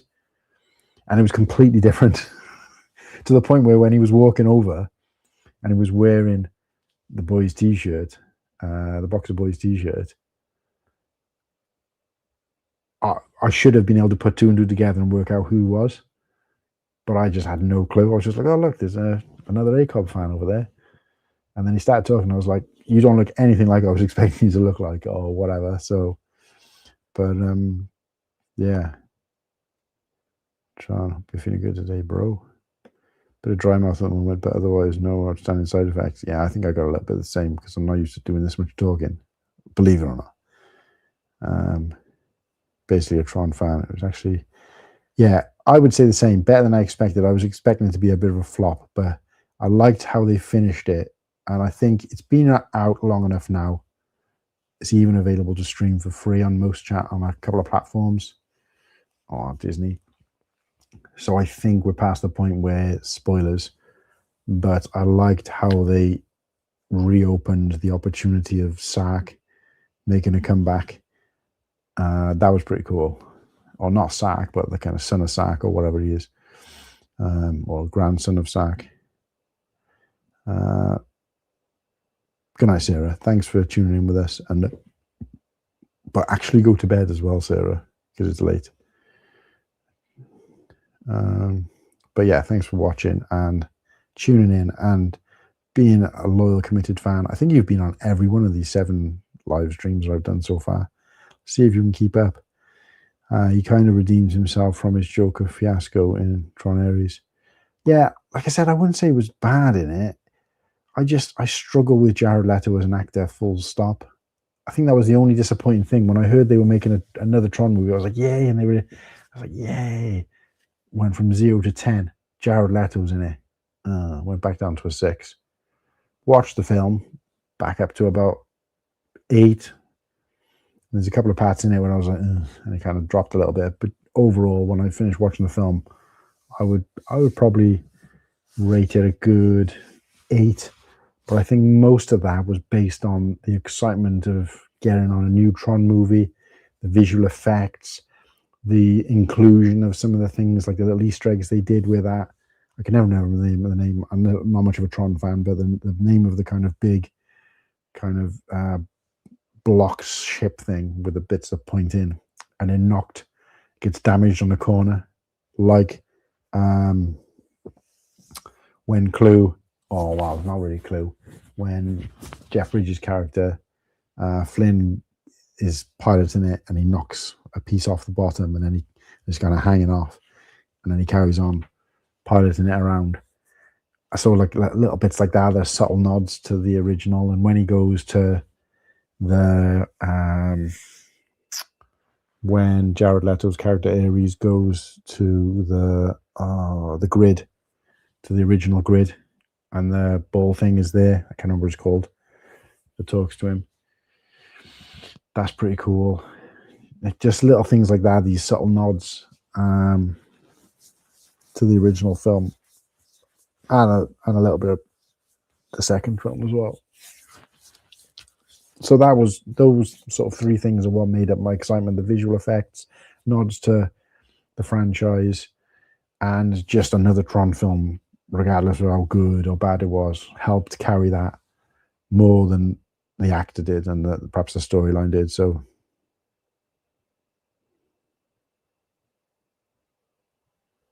yeah. I don't think he's gone up in my book since then, but he definitely didn't go down. I found recently lacking energy on my streams and also finding what to build. Yeah, I mean, I try not to be too on these streams. I'm trying not to be too like, yeah, everybody, yeah, this is what we're going to do. We're going to be building a set. We're going to be doing this. We're going to be building a mock. I wanted to set the expectation from day one because I knew I wasn't going to be able to keep up that energy level, especially when I'm back in work, but certainly not for like 70 or 80 days or whatever we end up doing. But more than that, you get to see that kind of passion, enthusiasm on the show. So really, this should be something different. This should be more of a kind of video diary. Every day is a kind of video diary. This is what I've done. This is what's happened. This is what I've eaten. This is what films I've watched, whatever it might be. So more like a live vlog entry than anything else. and a bit more real, a bit more raw, a little bit less kind of rehearsed. And like I said, background changes and not worried about like lighting and audio and all that kind of stuff. Just me and my kind of, you know, warts and all kind of appearance, just to kind of show, I think more than anything, that, you know, just a normal person, but, you know, want to build the channel like a little bit. But loads of comments coming through on Instagram that I've missed. So apologies to you guys if you've been watching and I've not been addressing you, but you're watching on Instagram, which great. I know I'm streaming here, but would love you to come across to my YouTube channel and sub while you're there. Anyways, I'm back. Bloody hell, nothing like doctors calling at worst times. Anyways, I'm back. What did I miss? Wait, what? The end? Who? What? Seriously, what did I miss? Let me check YouTube. No, not sure what you meant there by the end, John. We didn't end anything, but yeah, every time I go onto Instagram, it's showing no viewers, even though there's loads of people commenting or loads of comments. Can't scroll up either and look at, right? Oh, yeah, you can. Right, how do I? Oh, there you go. I'm check. I haven't missed anybody. Yeah, so most of the people there have come across to YouTube, or I know are already following me on YouTube. So Raptor Raccoon joined. So sorry I missed you, Raptor Raccoon. If you're still there, go and check me out. I'm not flicking between. I'm actually streaming from one place. But yeah, so one with the studs watching on both platforms. But yeah, just purely on Instagram so that I can celebrate a little bit of hitting 1,000 followers on Instagram. Not that was really my goal, but also to try and get people to cross over from Instagram, if they're watching, onto YouTube, which is where the actual commitment is. But it doesn't look like we've had any new subs recently, so, you know, if we'd had a couple of new people come in the last 20 minutes, half an hour, I might have been tempted to try and push on till 10 subs, but no new footfall recently, so I think might call it at 2 hours. So we've got a couple of minutes, 4 minutes before we call it a night. I can get back to watching my film. Disney Plus is where I saw it. I'd have to agree with that rating. What Tron? Yeah, I went to see it in the cinema actually, and I'm glad I did, because it is the kind of film you want to enjoy. I think I've seen. Obviously, I didn't see the first one in the cinema. I think I was too young, but but the second one I did. I watched that in 3D as well. 3D was relatively newish then, and it was class when the Disney castle came up, and then like the word Disney was like zzz, zzz, zzz, like a kind of digital screen type thing, which I thought was pretty cool. And it looked like it was like floating in front, because obviously it's in 3D. But the original is, yeah, I'm actually a bit of a stand for the second one. For me, the second one is quite close to the first one, because again, just seeing it in the kind of new age style was just amazing. Yeah, well, I knew that it was the Tron Identity man, because I just didn't put two and two together in terms of like, was 100% sure that there wasn't just a coincidence, and that picture wasn't part of a bigger picture of something. Because obviously when you come on here, the majority of things you see are Lego related. So looking at that tiny little icon, because I can only see it like, you know, this big on screen, my immediate thought was that it's like a black Lego plate with 4 blue Lego bricks on it. But I saw Tron in the name, and I thought the way the word is General Tron, as in like, sounded more like, when you read it out, or when I read it in my head at least, sounded more like Megatron, Decepticon. So I thought it might have been a Transformer thing. It was only afterwards when I thought, wait a sec, Tron, and the T from Tron, from off his thing.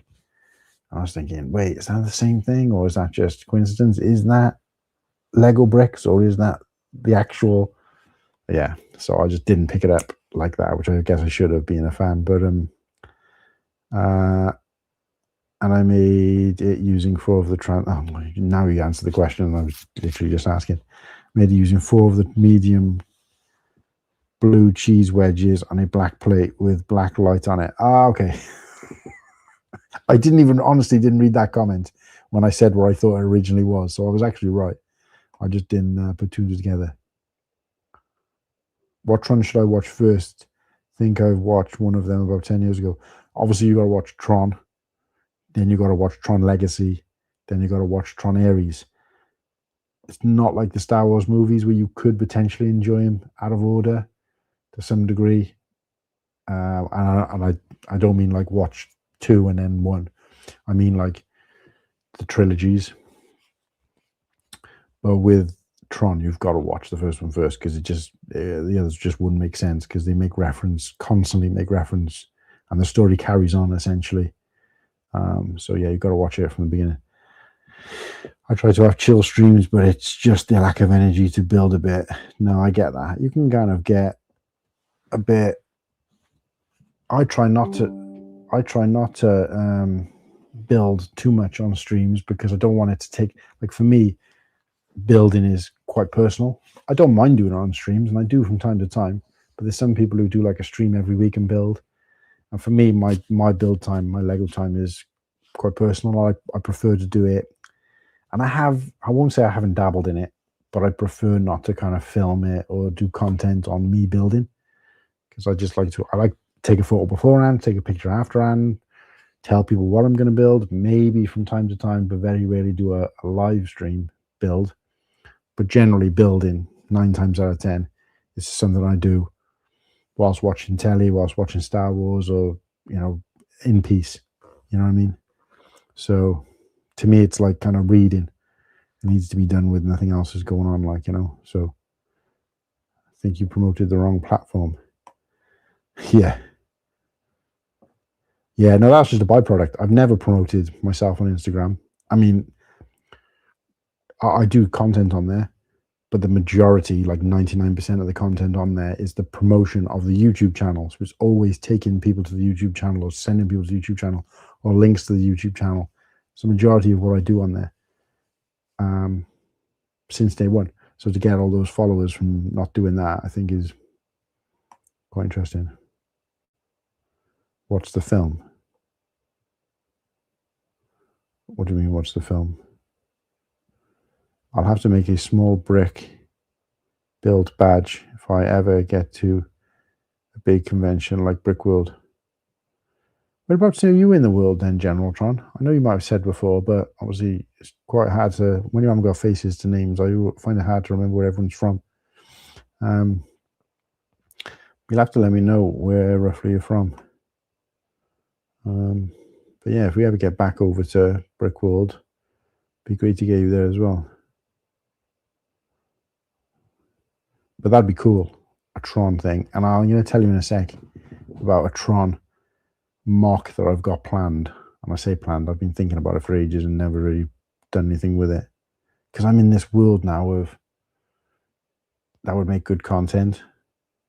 And I know I just said about not building, but I'm not talking about building a set. This is the process of me building. So I won't film myself building this Tron mock that I've got planned, but I will tell people like how I'm going to do it, how I'm going to approach it, where I'm getting the ideas from, what parts I'm going to use, that kind of thing.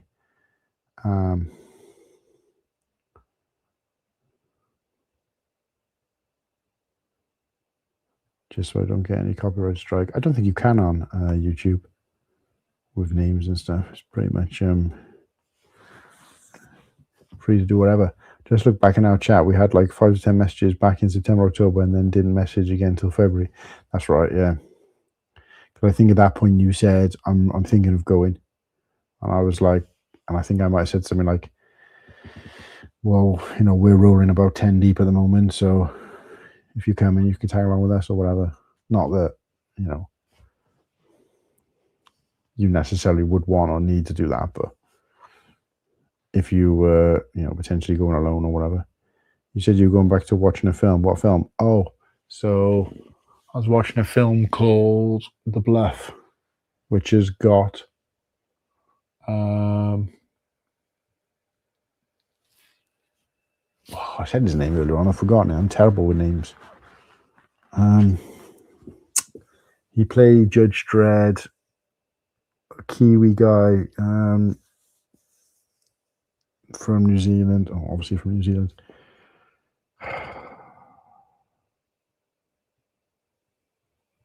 Carl Urban, playing a pirate. And so far it's been really good. And also, I still can't remember his name. He also from New Zealand, played Jango Fett. Tamara Morrison is also in it.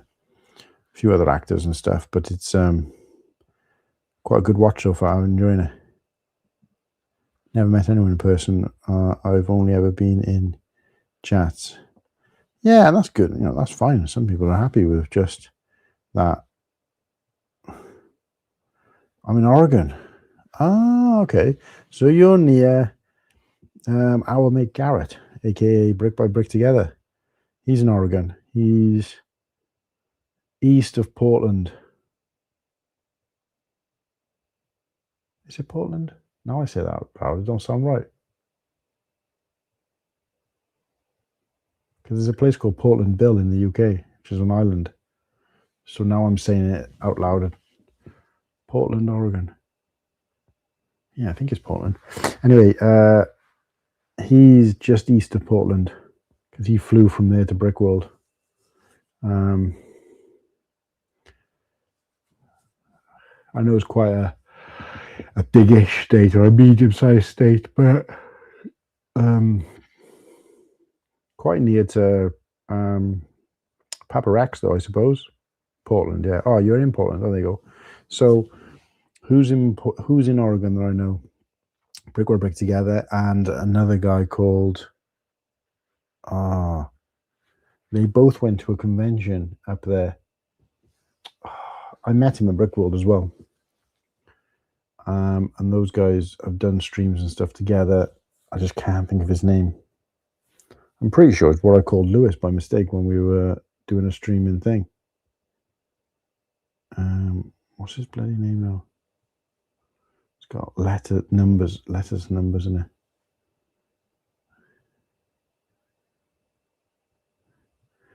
No, his name escapes me. TPC, yeah, that's it. TPC. He is, I think his name is, what's his name? Tyler? I think his name is Tyler as well. I want to say it's Tyler. Either way, he is in that area as well. And those two have gotten together to go to a convention that's in Portland or near the Portland area, Lego convention. And believe it or not, Garrett was saying that apparently he went to this convention after hearing about it, kind of like last minute. And I don't know whether it was before or after Brickworld.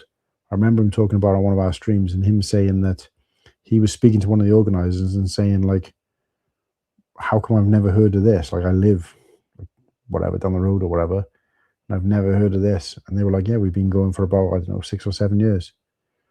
And he was just blown away that he'd never heard of it. And I was the same, because I'd never heard of I didn't know there was any UK brick conventions for the first, like, 10 years that I was into Lego, back into Lego.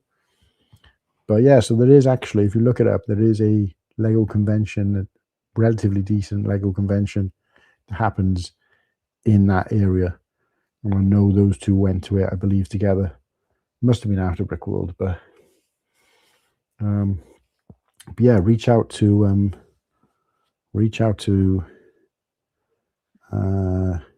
Garrett, aka Brick by Brick Together, because he's kind of local to you. And then of course Papa Rex is just slightly north in Washington State, near Seattle. So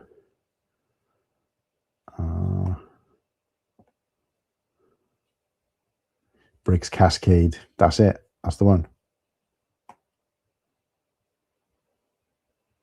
Fair size-ish state, yeah. I mean, pretty much all the states over that side are kind of like squares.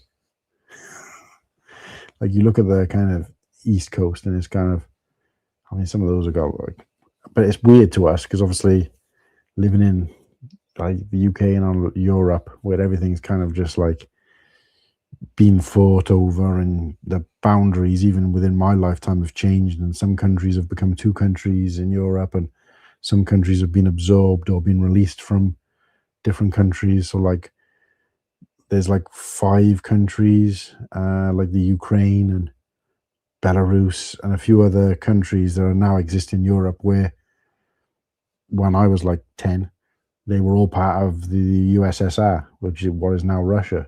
So, and Czechoslovakia is now the Czech Republic and Slovakia.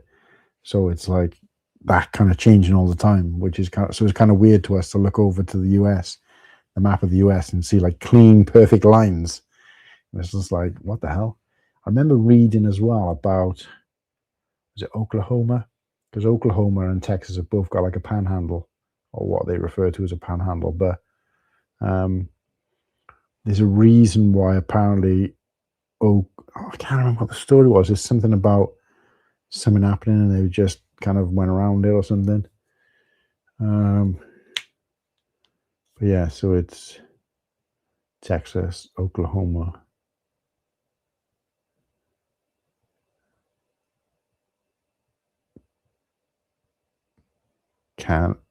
I can never remember if Kansas is above Oklahoma or Arkansas. Then the other one's just underneath Missouri. And then you've got, what do you go up to then? Nebraska? And then you've got the I's. So Iowa,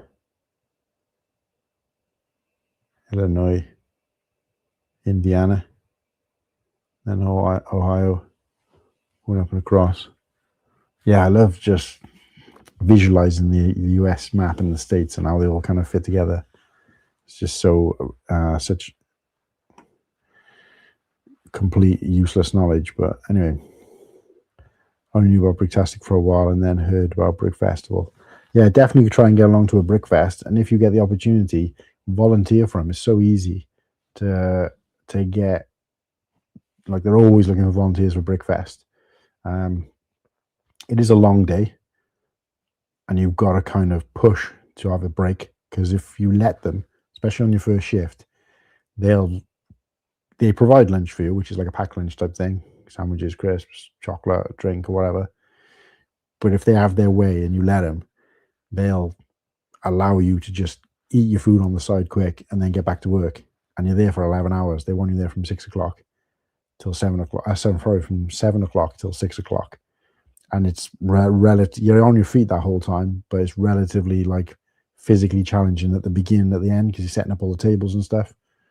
So you've got to reserve some energy for the end. But at the end of an 11-hour shift, when you got to start packing everything away and physically moving everything, it is challenging. But I always say, no, I'm taking a break.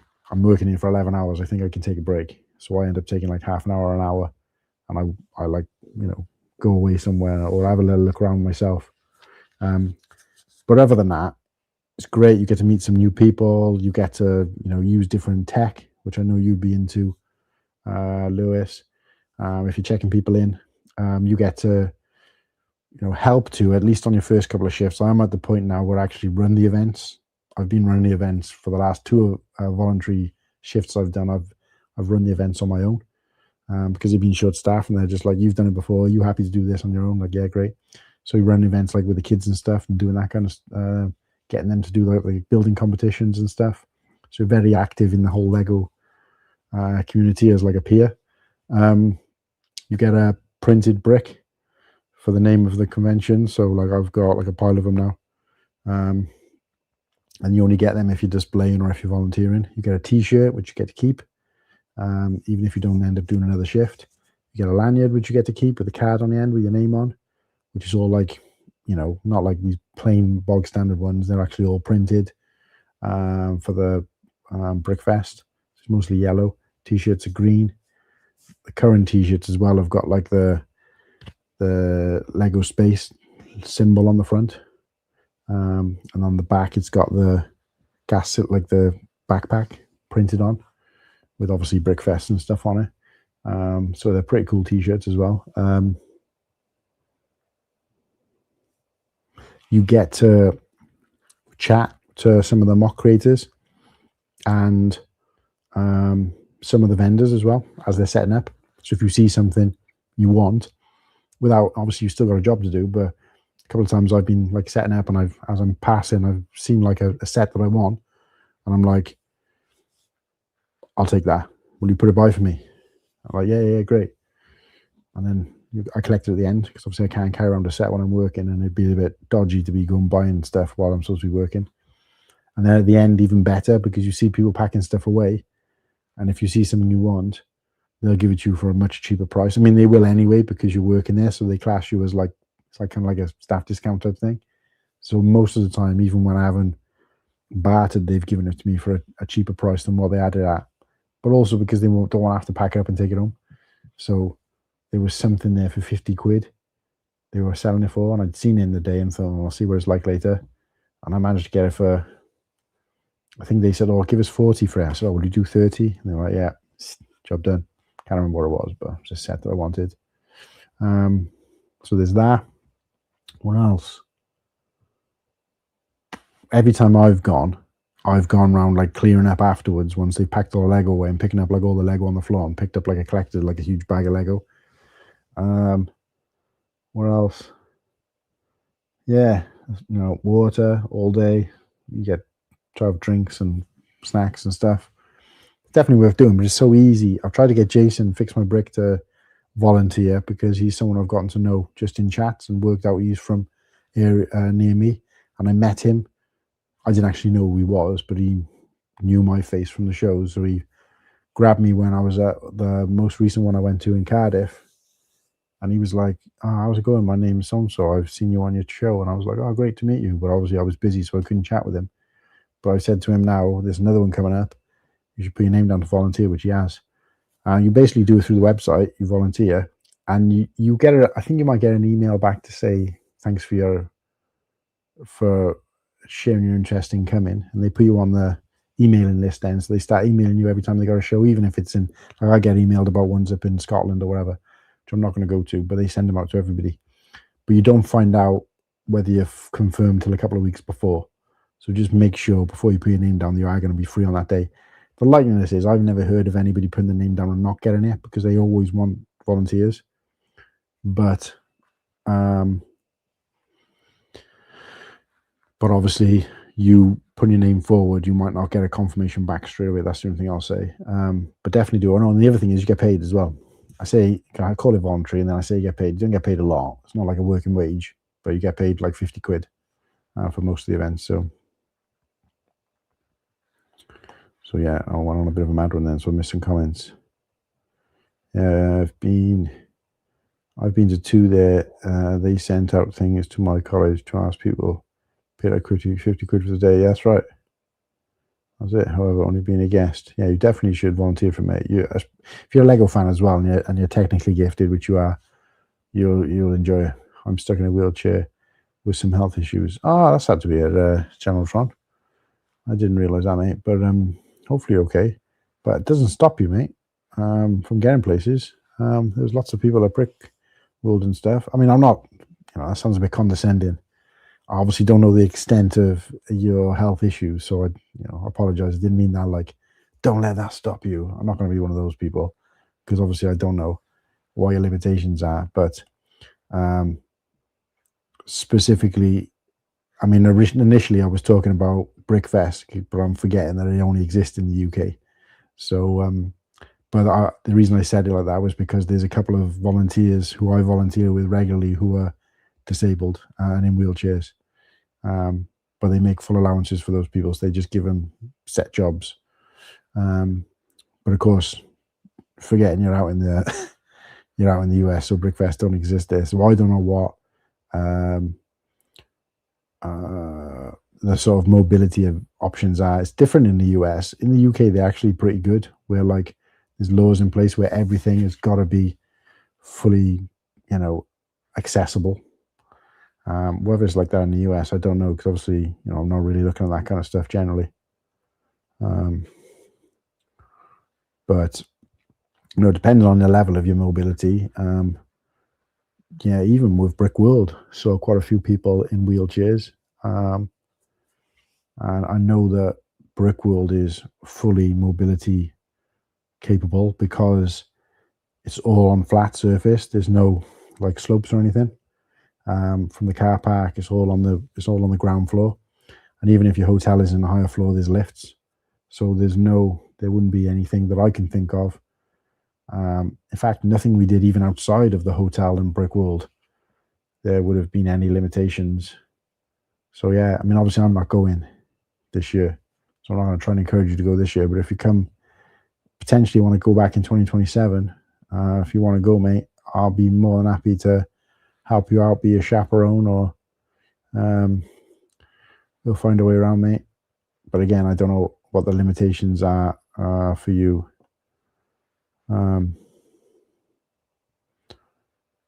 My job is to move 1x2 meter pieces of stage and other stuff for live events. Oh yeah, I remember you saying that actually. You do that kind of stuff already. That's cool. I can stand for short period, but only short period agitation and bulging disc in my back. Oh no. While there is cancer in my adrenaline glands. I remember you telling me before now actually about this. So apologies for not remembering that you had health conditions. At least that much I remember now that you say it. But again, when you're not meeting these people, like I only remember enough about Lewis because I met him in person now. Otherwise, he would just be like a name. And then trying to remember, everything about everyone. I mean, I can't even remember stuff about myself, as you've probably already noticed sometimes, or the friggin' name of Bosk, like.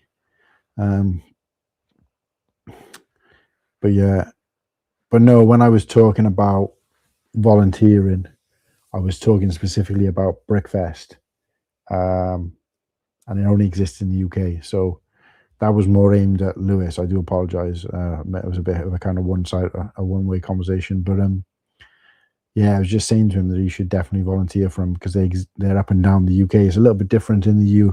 We have got Bricktastic, which is a big like convention, but the other one is Brickfest, which is more like a traveling circus kind of thing.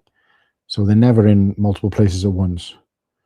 So it's the same like show, but it travels around the UK, and they're not constantly traveling because they only do events on weekends. So during the week, obviously, there's nothing going on, and then on the weekend, I think their hub is in somewhere in Milton Keynes or something like that. So it's like quite central in the UK, and they go from there out to all the different places on the weekends. They just drive this van, and it's been the same van every time, which has got everything on board. And they just unload it all and then distribute it around the venue, pack it all back up at night, drive to the next place that night, and then they're there ready for the next morning to do it all over again. And that's just the management team do that. Obviously, depending on where it is, sometimes it's not possible for the volunteers to do the same. But so yeah, but that's, like I said, that's UK only. So I'm just, to Lewis, if he was ever interested in volunteering, just to get that extra level of involvement, but also because I've been to Brickfest in the UK as like a casual person, and I think it would be difficult to spend the whole day there.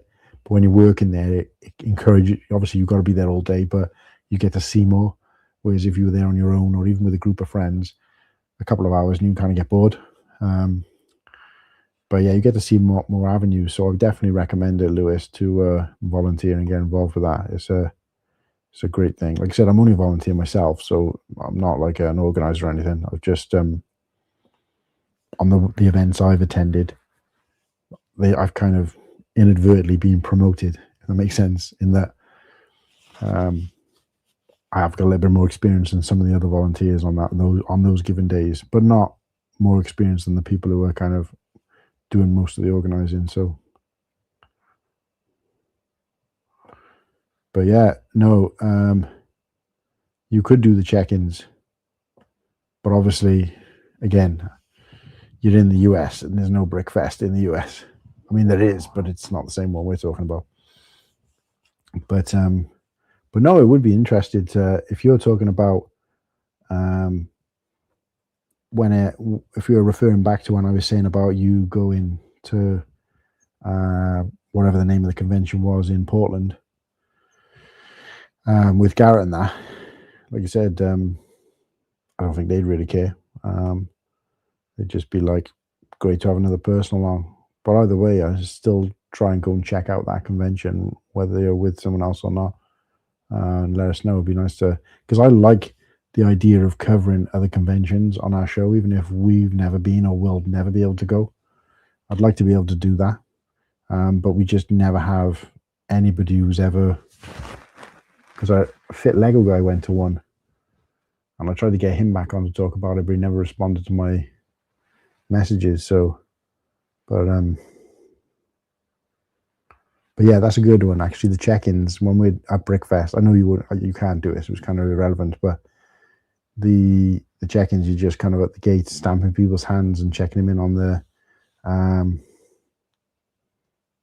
HHT thing, the handheld terminal thing. So dropping off to head towards bed. Thanks for the fun chat. Everyone take care. I didn't realize you were still out there, Papa, but yeah, nice to have you here, mate, and nice to see you again. And glad you're better, and hopefully you can get back into some Lego soon. But enjoyed the mega in the meantime. So good night to you. Take it easy, and I'll see you hopefully on the next one.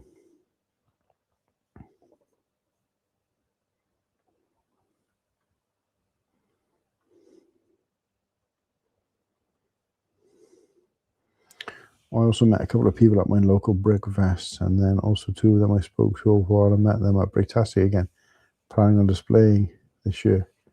Okay, well, that's what I'm probably going to do, just in case Bricktastic does say. I mean, it doesn't say anything about it in that website screenshot you sent me about having to have displayed before, but just in case, I think I might do it at a Brickfest, because especially if I'm going to be there as a volunteer, because I get paid for that then as well. So I get paid double basically just for having a build there. It's just trying to find the time to find something to build, and obviously what they like you to do in a lot of cases is leave your build with them, and then they pay you then for each time it gets displayed. But in my case, I think I just take it to the one that I'm displaying at. So the next one I've got is in April. So if I can get it sorted by then, or probably need to get it sorted before then so I can let them know and they can authorize it or whatever, then might do that and have extra money. Oh, there you go. So yeah, sorry mate, I'm struggling to keep up. I'm starting to get tired myself, I think. Trying to keep up with what I have said and what I haven't said, and what I've read and what I haven't read. So you said about Brick Cascade. I didn't register that you had actually been before, so you've been 3 times. So yeah, nearly time for 1 a.m. content again. Yeah. Oh, I mean, does this class as my stream for Tuesday as well now? I mean, was I specific in that I said that I'd stream every day, or I will be streaming every day? So if I go from 11 till 1, is that classed as 1 stream but over 2 days? That seems a bit of a cop out, so I don't know. Yeah, just as a paying viewer. No, I think I mean, if you're able to get around that festival and enjoy that festival or that event, I can't see why there'd be any limitations on you volunteering at it. But it's definitely worth looking into. But I'd love to hear more about the event. It's just, whenever you attend. So perhaps we can get like you, TPC, and even if you don't end up going together or just talking about it, I'd like to get you guys on to talk about the convention. So we'll show some photos and what kind of thing, how good it was or whatever. That'd be interesting. I'm sure you can leave a build with them, maybe. Should leave you a small build and make it slowly. Yeah, so I think the way it works is they told me about it quite early on. Is that they asked, "Do I do mocks?" And I said, "Well, I've dabbled a bit, but my main focus is my show. I fall into the category of show host and live streamer more than like mock builder or collector or displayer or builder or whatever it might be, all the different sort of facets there. So most of my time and energy goes into that when I'm not doing Lego. So to then find time to do like a mock as well, and of course document it for content in some way, I just never find the time. Uh, so yeah, but apparently if you if you're willing to give them a mock, what they do is they keep it, and the way it works is they have, say, I don't know, let's say for argument's sake, 20 tables of mocks at every event, and they've got 100 mocks in their back stock, including mocks that they've, some of them have made themselves, and mocks from like people like me or whatever. So any tables they don't fill from visiting mockers. So let's say with these 30 tables, or what did I say, 20 tables, they get like 10 people locally who want to display at this event and only want to display at this event.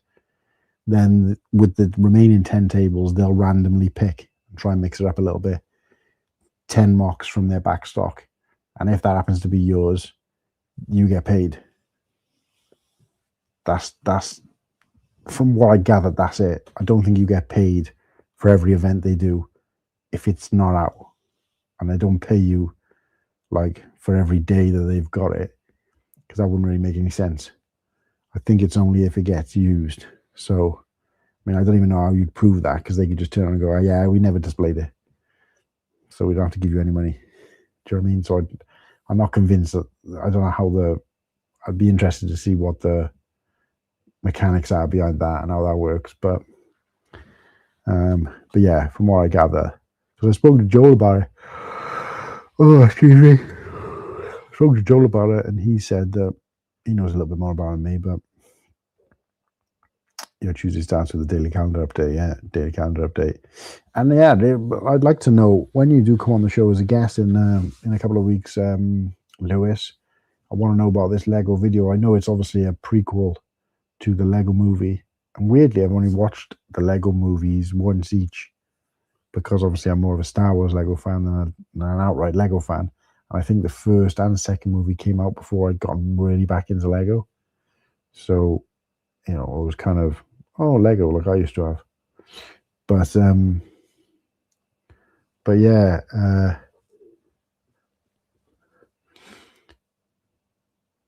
yeah, so but from what I can gather from watching your vlog, I know the daily calendar update, but obviously the vlog of the Lego movie 0.5, so it's essentially like a prequel.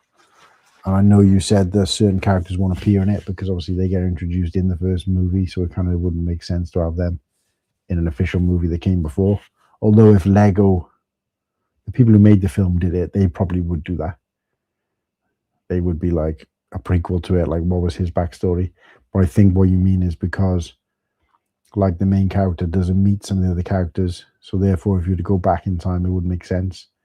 Like where they did like a prequel book to Rogue One with Baze and Chirrut, and they were very careful in it, where in that book they obviously don't meet Jin or Andor or anybody like that, but they do meet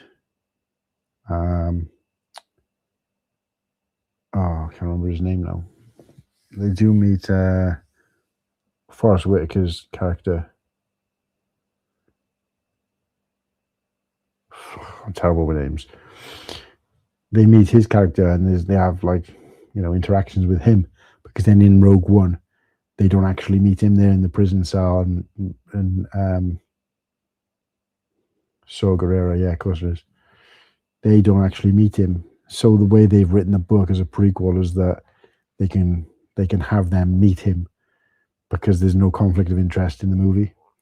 So I think if Lego were to go back and do a prequel, they probably would do that, but I like the way that you're keeping the integrity of it by having certain characters build up to what they were in the film, and then other characters who were, introduced and then introduced to the other characters in the film not being in it at all, because it would make continuity. It would make sense. So that's pretty cool. All right, I find that quite interesting. So you have to talk more about that. First movie came in 2014, second came out around 2020, 21. Oh, so I was into Lego, specifically when the second one came out then. I just don't really remember much about it. I know there wasn't any Star Wars. They referenced like Batman and Lord of the Rings and stuff like that, but I don't remember. I don't think there was any Star Wars references in there. If I remember rightly. Enough I know. I knew Lego before I saw the first Star Wars movie. Oh, okay. Yeah, so I've got some sets and some instruction booklets that predate the original Star Wars movie. But yeah, for me, they both came hand in hand. In fact, I was probably kind of the same as you, actually, because I remember playing with Lego, and I know I was playing with Lego based on some of the sets that I've got now, which were born when I was a baby, which were bought when I was a baby, and I would have been playing with when I was probably 2, 3. But I didn't see my first Star Wars movie until it'd been out. But I didn't see my first Star Wars movie until I think it was 84, 84, 85. When I've got my real first memories of watching the movies. Based on I know how old roughly I was, and looking at photos of that kind of era, photos of me opening Christmas presents and stuff like that. But yeah, so for me, Lego, my love for Lego does kind of predate watching a Star Wars film, but doesn't predate watching them, like them being released. So not quite the same.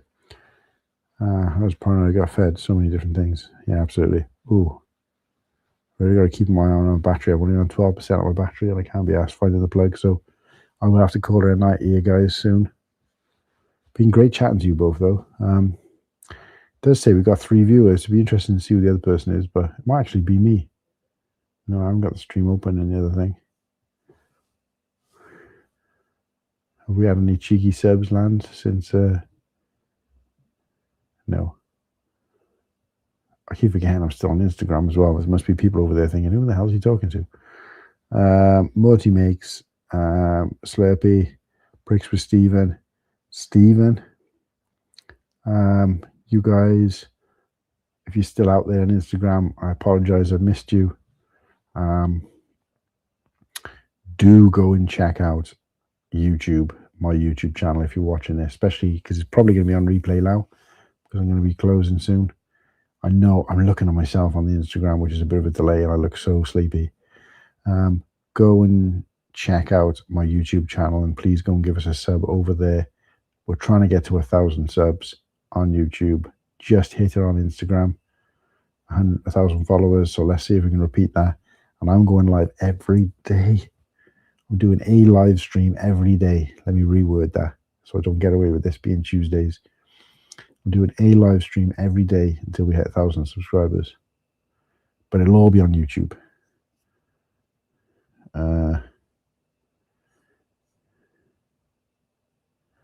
It was a very small release due to COVID. Yeah, do you remember? I think I saw them both in the cinema though.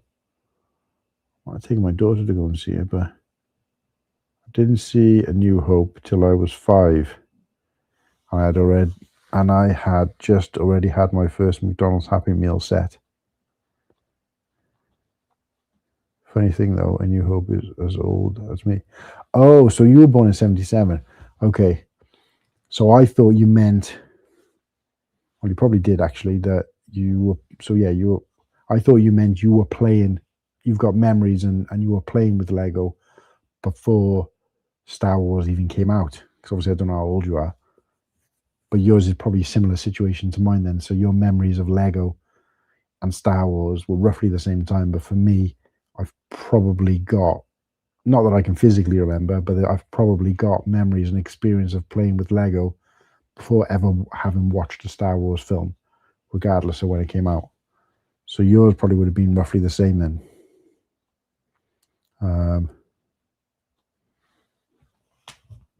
Because if you were 77, you wouldn't watch A New Hope till you were 5, which would have been in 82. So, and it'd already been out for obviously for 5 years at that point. So yeah. I mean, I watched them all, but I remember I gravitated a lot towards Return of the Jedi when I was a kid. And I know I was about 4 because I've got pictures of me and my brother at Christmas, and I know my sister wasn't born, and she's 5 years younger than me, and we had Star Wars like toys, but also Lego. But obviously I've got Lego sets that I know are mine that are older than that, which obviously I wouldn't remember playing with because I was younger. But because when I was the following Christmas, when my sister was born, which would have been 1985, we were in Germany. And that was, yeah, so it would have been 5. We were in Germany because I remember my sister being a baby when we were out there during the Cold War. Jesus. Miserable. But, and we had Dune toys then as well.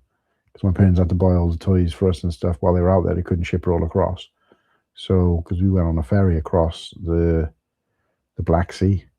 So, not the Black Sea, sorry. The Channel. And yeah, we got, so my parents, and the big thing then was Dune. So they bought these sort of Dune action figures and stuff for us. And I think we had some like the He-Man action figures they managed to get out there. And it wasn't until after, we bought them that they realized the film wasn't suitable for kids. Back then they used to release action figures for pretty much everything. So, it wasn't suitable for kids. I mean, there was some gross bits in it, but it wasn't really like aimed at kids.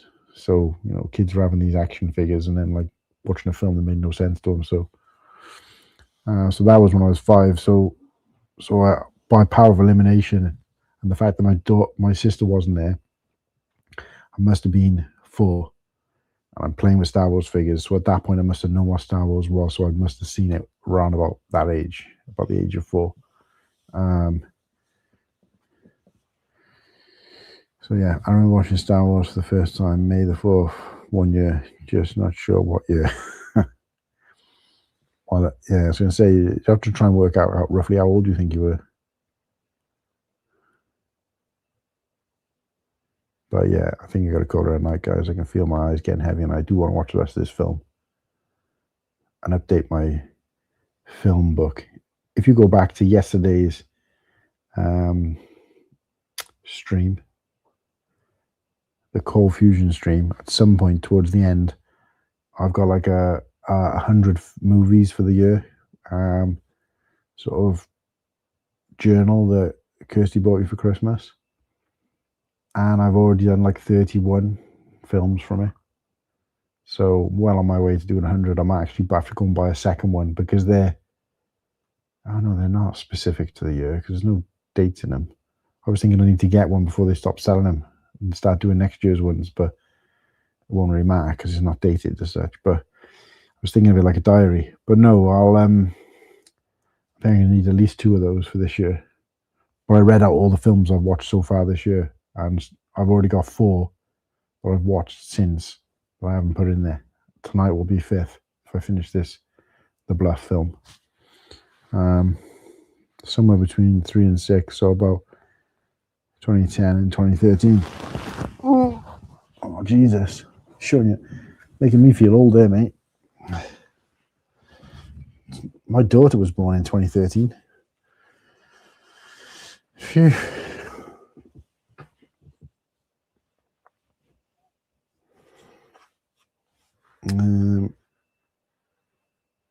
But yeah, anyway, let's call it a night. I can feel my throat going. I haven't even touched my water this whole 2 hours and 45 minutes.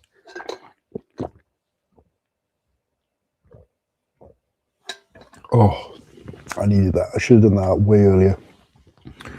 So, before we go though, we've got to update. So, I'm going to do this now, and if we get a cheeky subland after I've written this down, it'll automatically go on until tomorrow. So, let's just give this a refresh. The number is 342, which is +6. So, we get to put 6 new parts.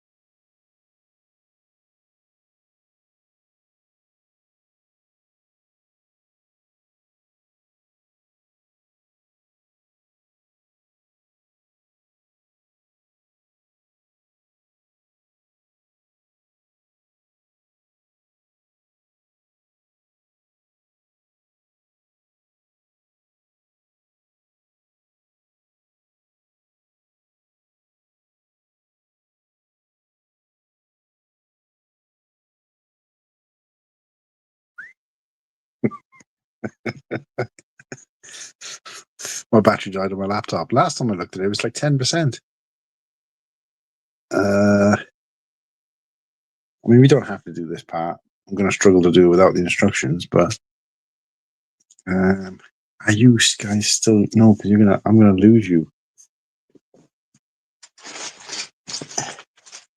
I'm going to lose you if I try to open up another window in my. Lewis, are you still there, mate? Would you put up the instructions for the 7754 for me and tell me what parts are next? I gotta find 6 parts. Top man, Lewis. I'm assuming it's. Oh no, I'm still on Instagram as well. How do I can't see myself on Instagram. I'll just have to assume. If you guys are watching me on Instagram out there, I apologize. I can't see any of your comments because my laptop died. And my phone only has the capability to be in one stream or the other. So we're about to close it off anyway. But we got 6 new subscribers joined in the last 24 hours since yesterday's stream.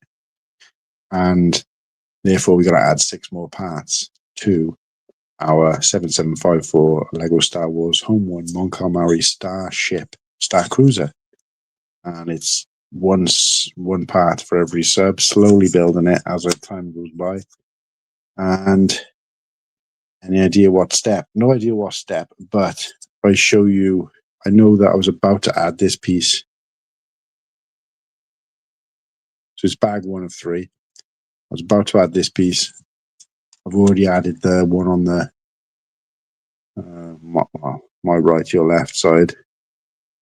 I know the other one's got to go there. And then I need to know the next 5 pieces after that.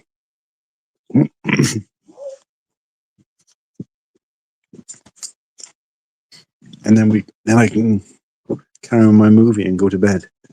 Probably should just go to bed, to be honest. At this point, I was only going to be on for like 10 minutes, but I got too carried away talking nonsense. So there you go, he's got it. So is this piece? What's after that? You describe the piece to me. This will be fun. I should do this on every stream. Get whoever's in the chat to try to tell me what piece is next. Yeah, good night, Tron. Thanks for tuning in, mate, and thanks for staying with us. And hopefully catch you on tomorrow's one. Tell me a time that suits you, Tron, and let me know on Instagram, and I will try and stream tomorrow at a time that suits you, mate, if it's possible. Always love having a chat. You need two 2x10 tan plates. Okay. So this piece is going on, this piece, and then obviously the same one again. So those three. What else? Oh, next to, there's a freaking dollar sign in the way of your comment. What do I get rid of that? Next to the two green engines. Okay. And then a third 2x10 plate. A third 2x10 plate. Oh, in tan again as well? That one also in tan? Assume so. And two wing, something pointing out the front from the plates forward. Color. These. So yeah, so that third piece was tan. And two wing plates pointing out front from the plates forward. Dark grey. Dark grey wing plates. Don't trust the renders on those instructions, mate.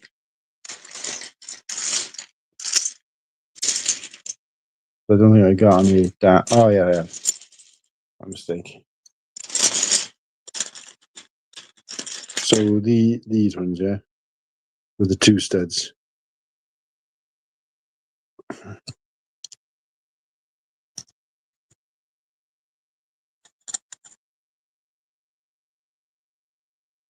Compared to the piece you first showed me, it looks like dark grey.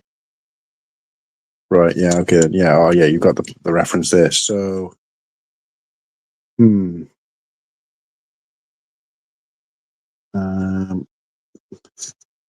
so I'll try and, if you're looking at the set there, assuming you can see it, I know this goes here. Where do the tan plates go? Are they there? One there, one there.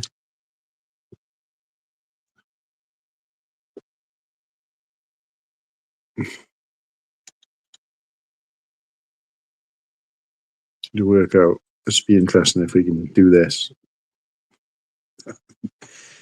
via chat. This would be amazing.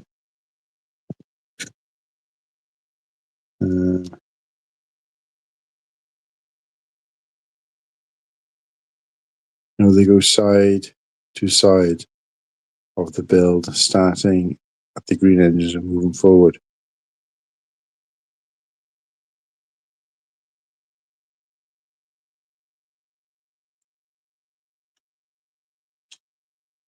What?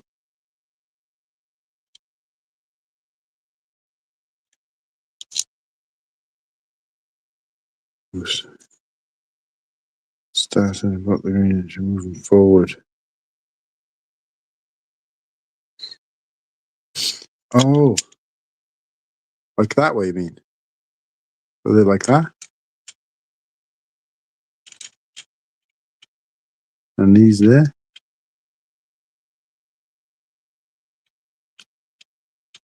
Am I doing that?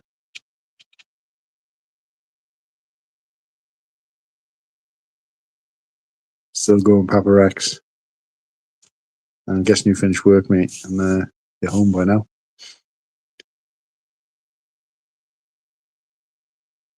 Oh, so Lewis. So yeah, Lewis. So the way I've built that, is that right? Just to double check. Can you see that? Is that how it should be built? Double check I've got.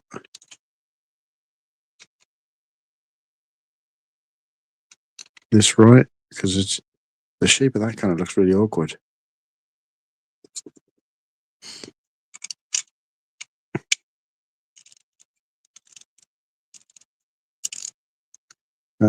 Then looks like you need a 1x6 from just under the last.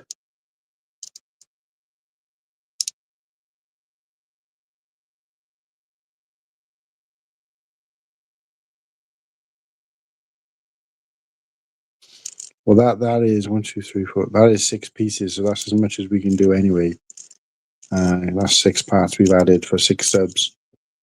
But I don't know, make sense of what you put. Then looks like you need a 1x6 from just under the last 2x10.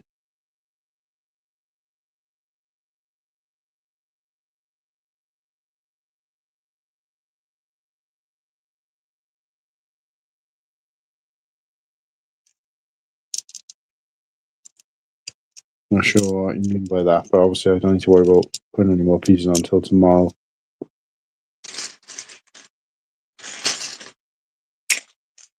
And there's a 1x6 there, so assume that goes up underneath.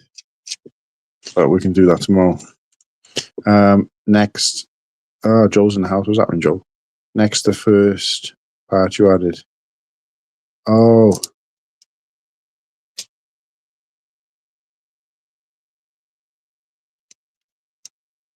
Well, we don't have to worry about that till tomorrow. But as long as you're telling me that this, hold it up now, I guess, that this is correct, and this is how I should look after that step.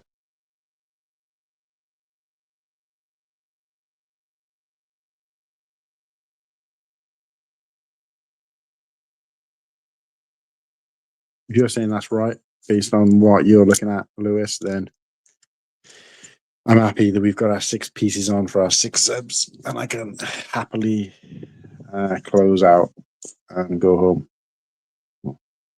to bed, or do whatever. What's good? What's good? What's really good? Yeah, just waiting on a confirmation from you, Lewis, that you're happy that that's right. I can always adjust it tomorrow. Roughly, yeah, other than the 1x6, but that's... Yeah, so, yeah, that would be piece 7.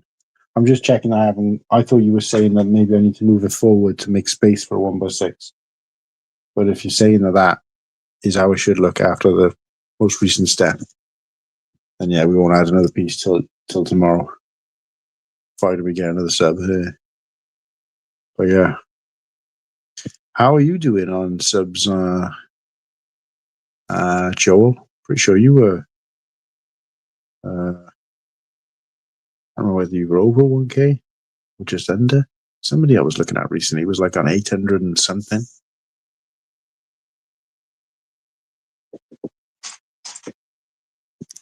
You're in the short chat. Oh, you're watching it on...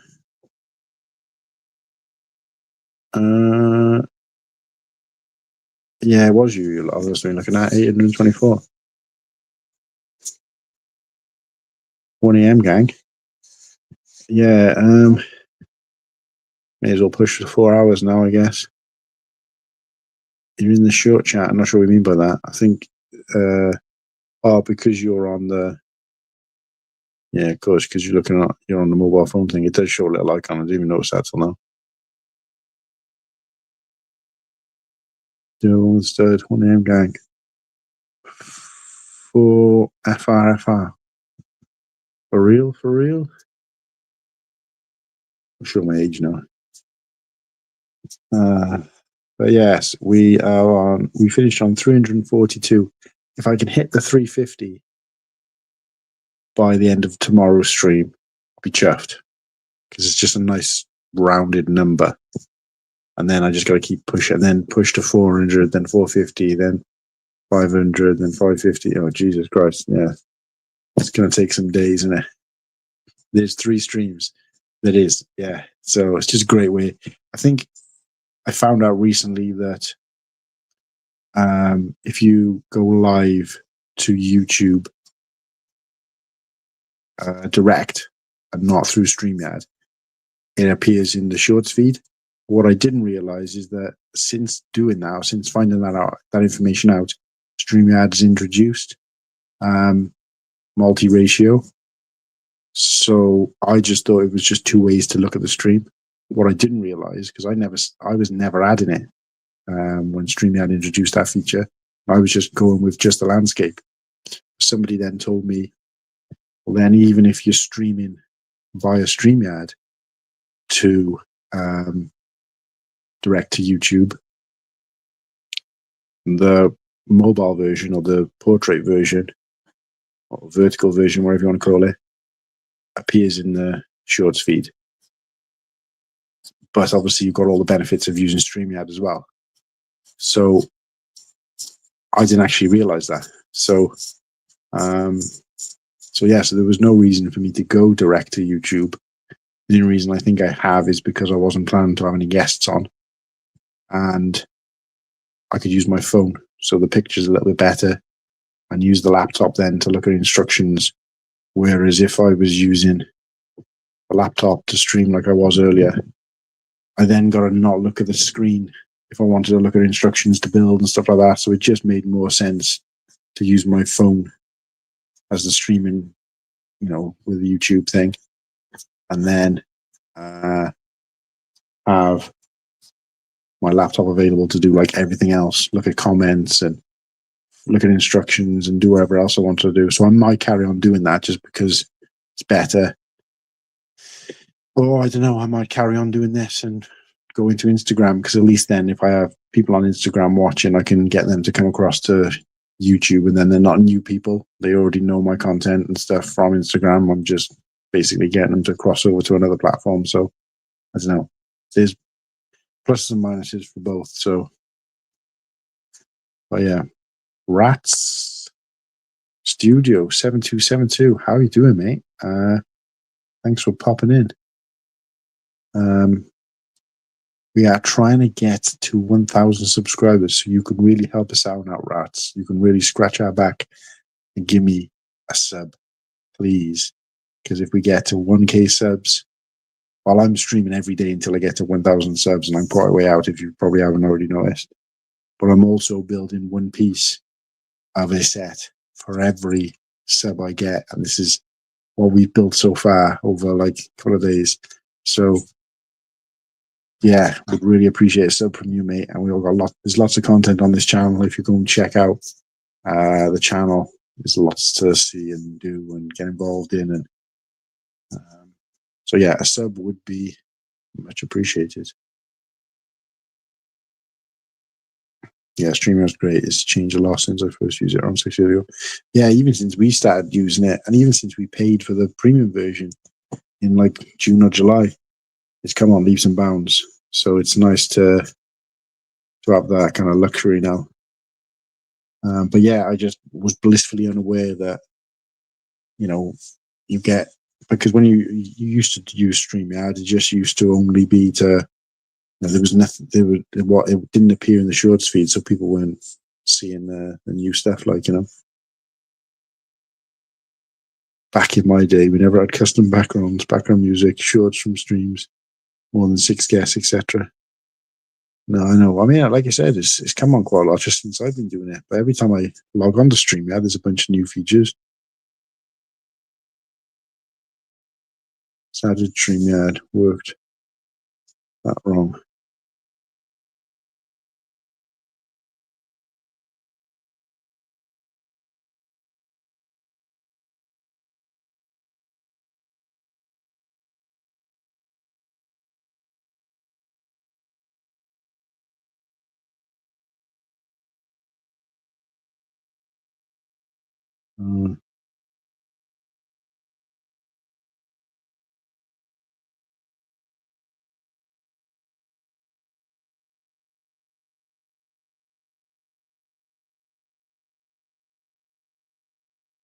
So I was just trying to look at to see if it would let me see Instagram chat whilst I'm in here.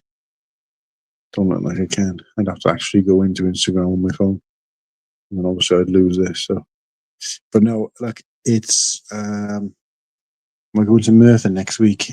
No, I can't. I was chatting when I was obviously chatting to mum and dad about it. I was thinking, I might try and go, but then I'd completely forgotten. Can't remember which day it is. The Saturday or the Sunday, but either way, we are going to taking my daughter to Cardiff on the Saturday to see Mean Girls, the musical. It was her Christmas present, and she's really into it. I can't even remember seeing the original film. So she's in her and my my fiance are really into it. So we thought, yeah, we'll go do a little family event thing. So we're going down to Cardiff for the day. I'm going to go and get my suit measured and bought for the wedding in the day. And then we're going to catch it's actually an afternoon showing of the musical. Meet up with my parents because I haven't seen them for a while and they're going away. Obviously, Sailor's one of them for Mother's Day, but they're going away for my dad's 70th in a couple of weeks. So I won't see them for a while. So we're going to go meet them for some lunch, go to the musical, get my suit sorted, and then come back the same day because Kirsty's got work on Sunday. And then I was considering maybe, because I think it's on the Sunday, so I was considering maybe getting the train up. But it is a bit of a trek from here to go to the event. But the problem is Maya gets picked up because she has school on Monday. She gets picked up quite early on the Sunday to go back to her mum's. Usually gets picked up about 4. So the time we get up there, it'd be time to come back. So whether it was the Saturday or the Sunday, I can't remember. I wasn't able to go basically. So sadly, I can't make it. Sorry, but it would have been nice to cut up with you again and get back up to Merthyr again because I haven't been there for years. Instagram Live still, no one's there. Yeah, when I used to do lives on Instagram, it was very much a kind of revolving door of people, and like YouTube where people stay and chat. And I always find that when I'm in other people's Instagram lives, it's very kind of like, because it's not as interactive and you can do other stuff. Like with YouTube, at least you can do other things. But with Instagram, if you want to go and check out, you either got to like watch the Instagram live or you got to leave it. There's no kind of in between. You can't like, minimize the screen and go and do something else on your phone or whatever. And with Instagram, like you said, you lose the whole thing. It's just not as interactive, I don't find, and you can't, Yeah, I don't like it. I mean, it's a bit. It's obviously not designed for going live anyway, but I just don't like the feature of it. And there's been times when I've been on there just doing a live to save me having to record and edit of me like going and doing like a shopping, doing some shopping for Lego or going to see if there was any good Lego deals on. Or at one point I was just kind of vlogging for a May the 4th event. I was just using live to do it because, of course, once you finish recording, it becomes a video in your, as part of your content. So for me, it was just I want to film a video for like 5-10 minutes or whatever it is, and then it's just there for other people to watch. But I always found that there was lots of people coming in and chatting and talking. Next thing you know, like a 5-minute live video while I'm walking around shops has ended up being like 20 minutes or half an hour of chatting to different people. But I always did find that it was like people coming in, saying hello, having a chat, going, and then new people coming in, and just a kind of constant flow, rather than with YouTube where people kind of tend to lock in a bit more. So, yeah. How many Lego store trips? Oh, there may be 1 or 2 in there, but I haven't got one close to me, so I don't think there was. It was mostly where I work. There's Sports Direct that I've got game. There is a WH Smith or TG Jones now that sells Lego. There's a Tesco that sells Lego. There's a Smith's that sells Lego. There's B&M Bargains that sells Lego.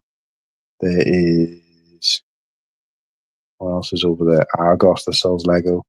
So all within that retail park. So basically I would just go out for a wander and just film the shelves and see what's there. And I think I filmed myself picking up like a sign that one of the guys gave me from one of the shops and stuff before, and just stuff like that, but just in the live stream. So, but yeah, anyway, guys, I've really got to go. Been over like 3 hours now. It's only supposed to be a half an hour jobby. But yeah, so I will check you guys out on tomorrow's stream. Don't forget to call back in, and if you're new and you're watching this on replay, please go. And if you're not watching this on Instagram in particular, go over to my YouTube channel subscribe there. And if you're watching this on replay and don't already subscribe to the channel, please go and do that now. Have a great night, everybody. I'll see you on day 8 of one part for every sub to my set, and streaming every day until we get 1,000 subscribers. Good night.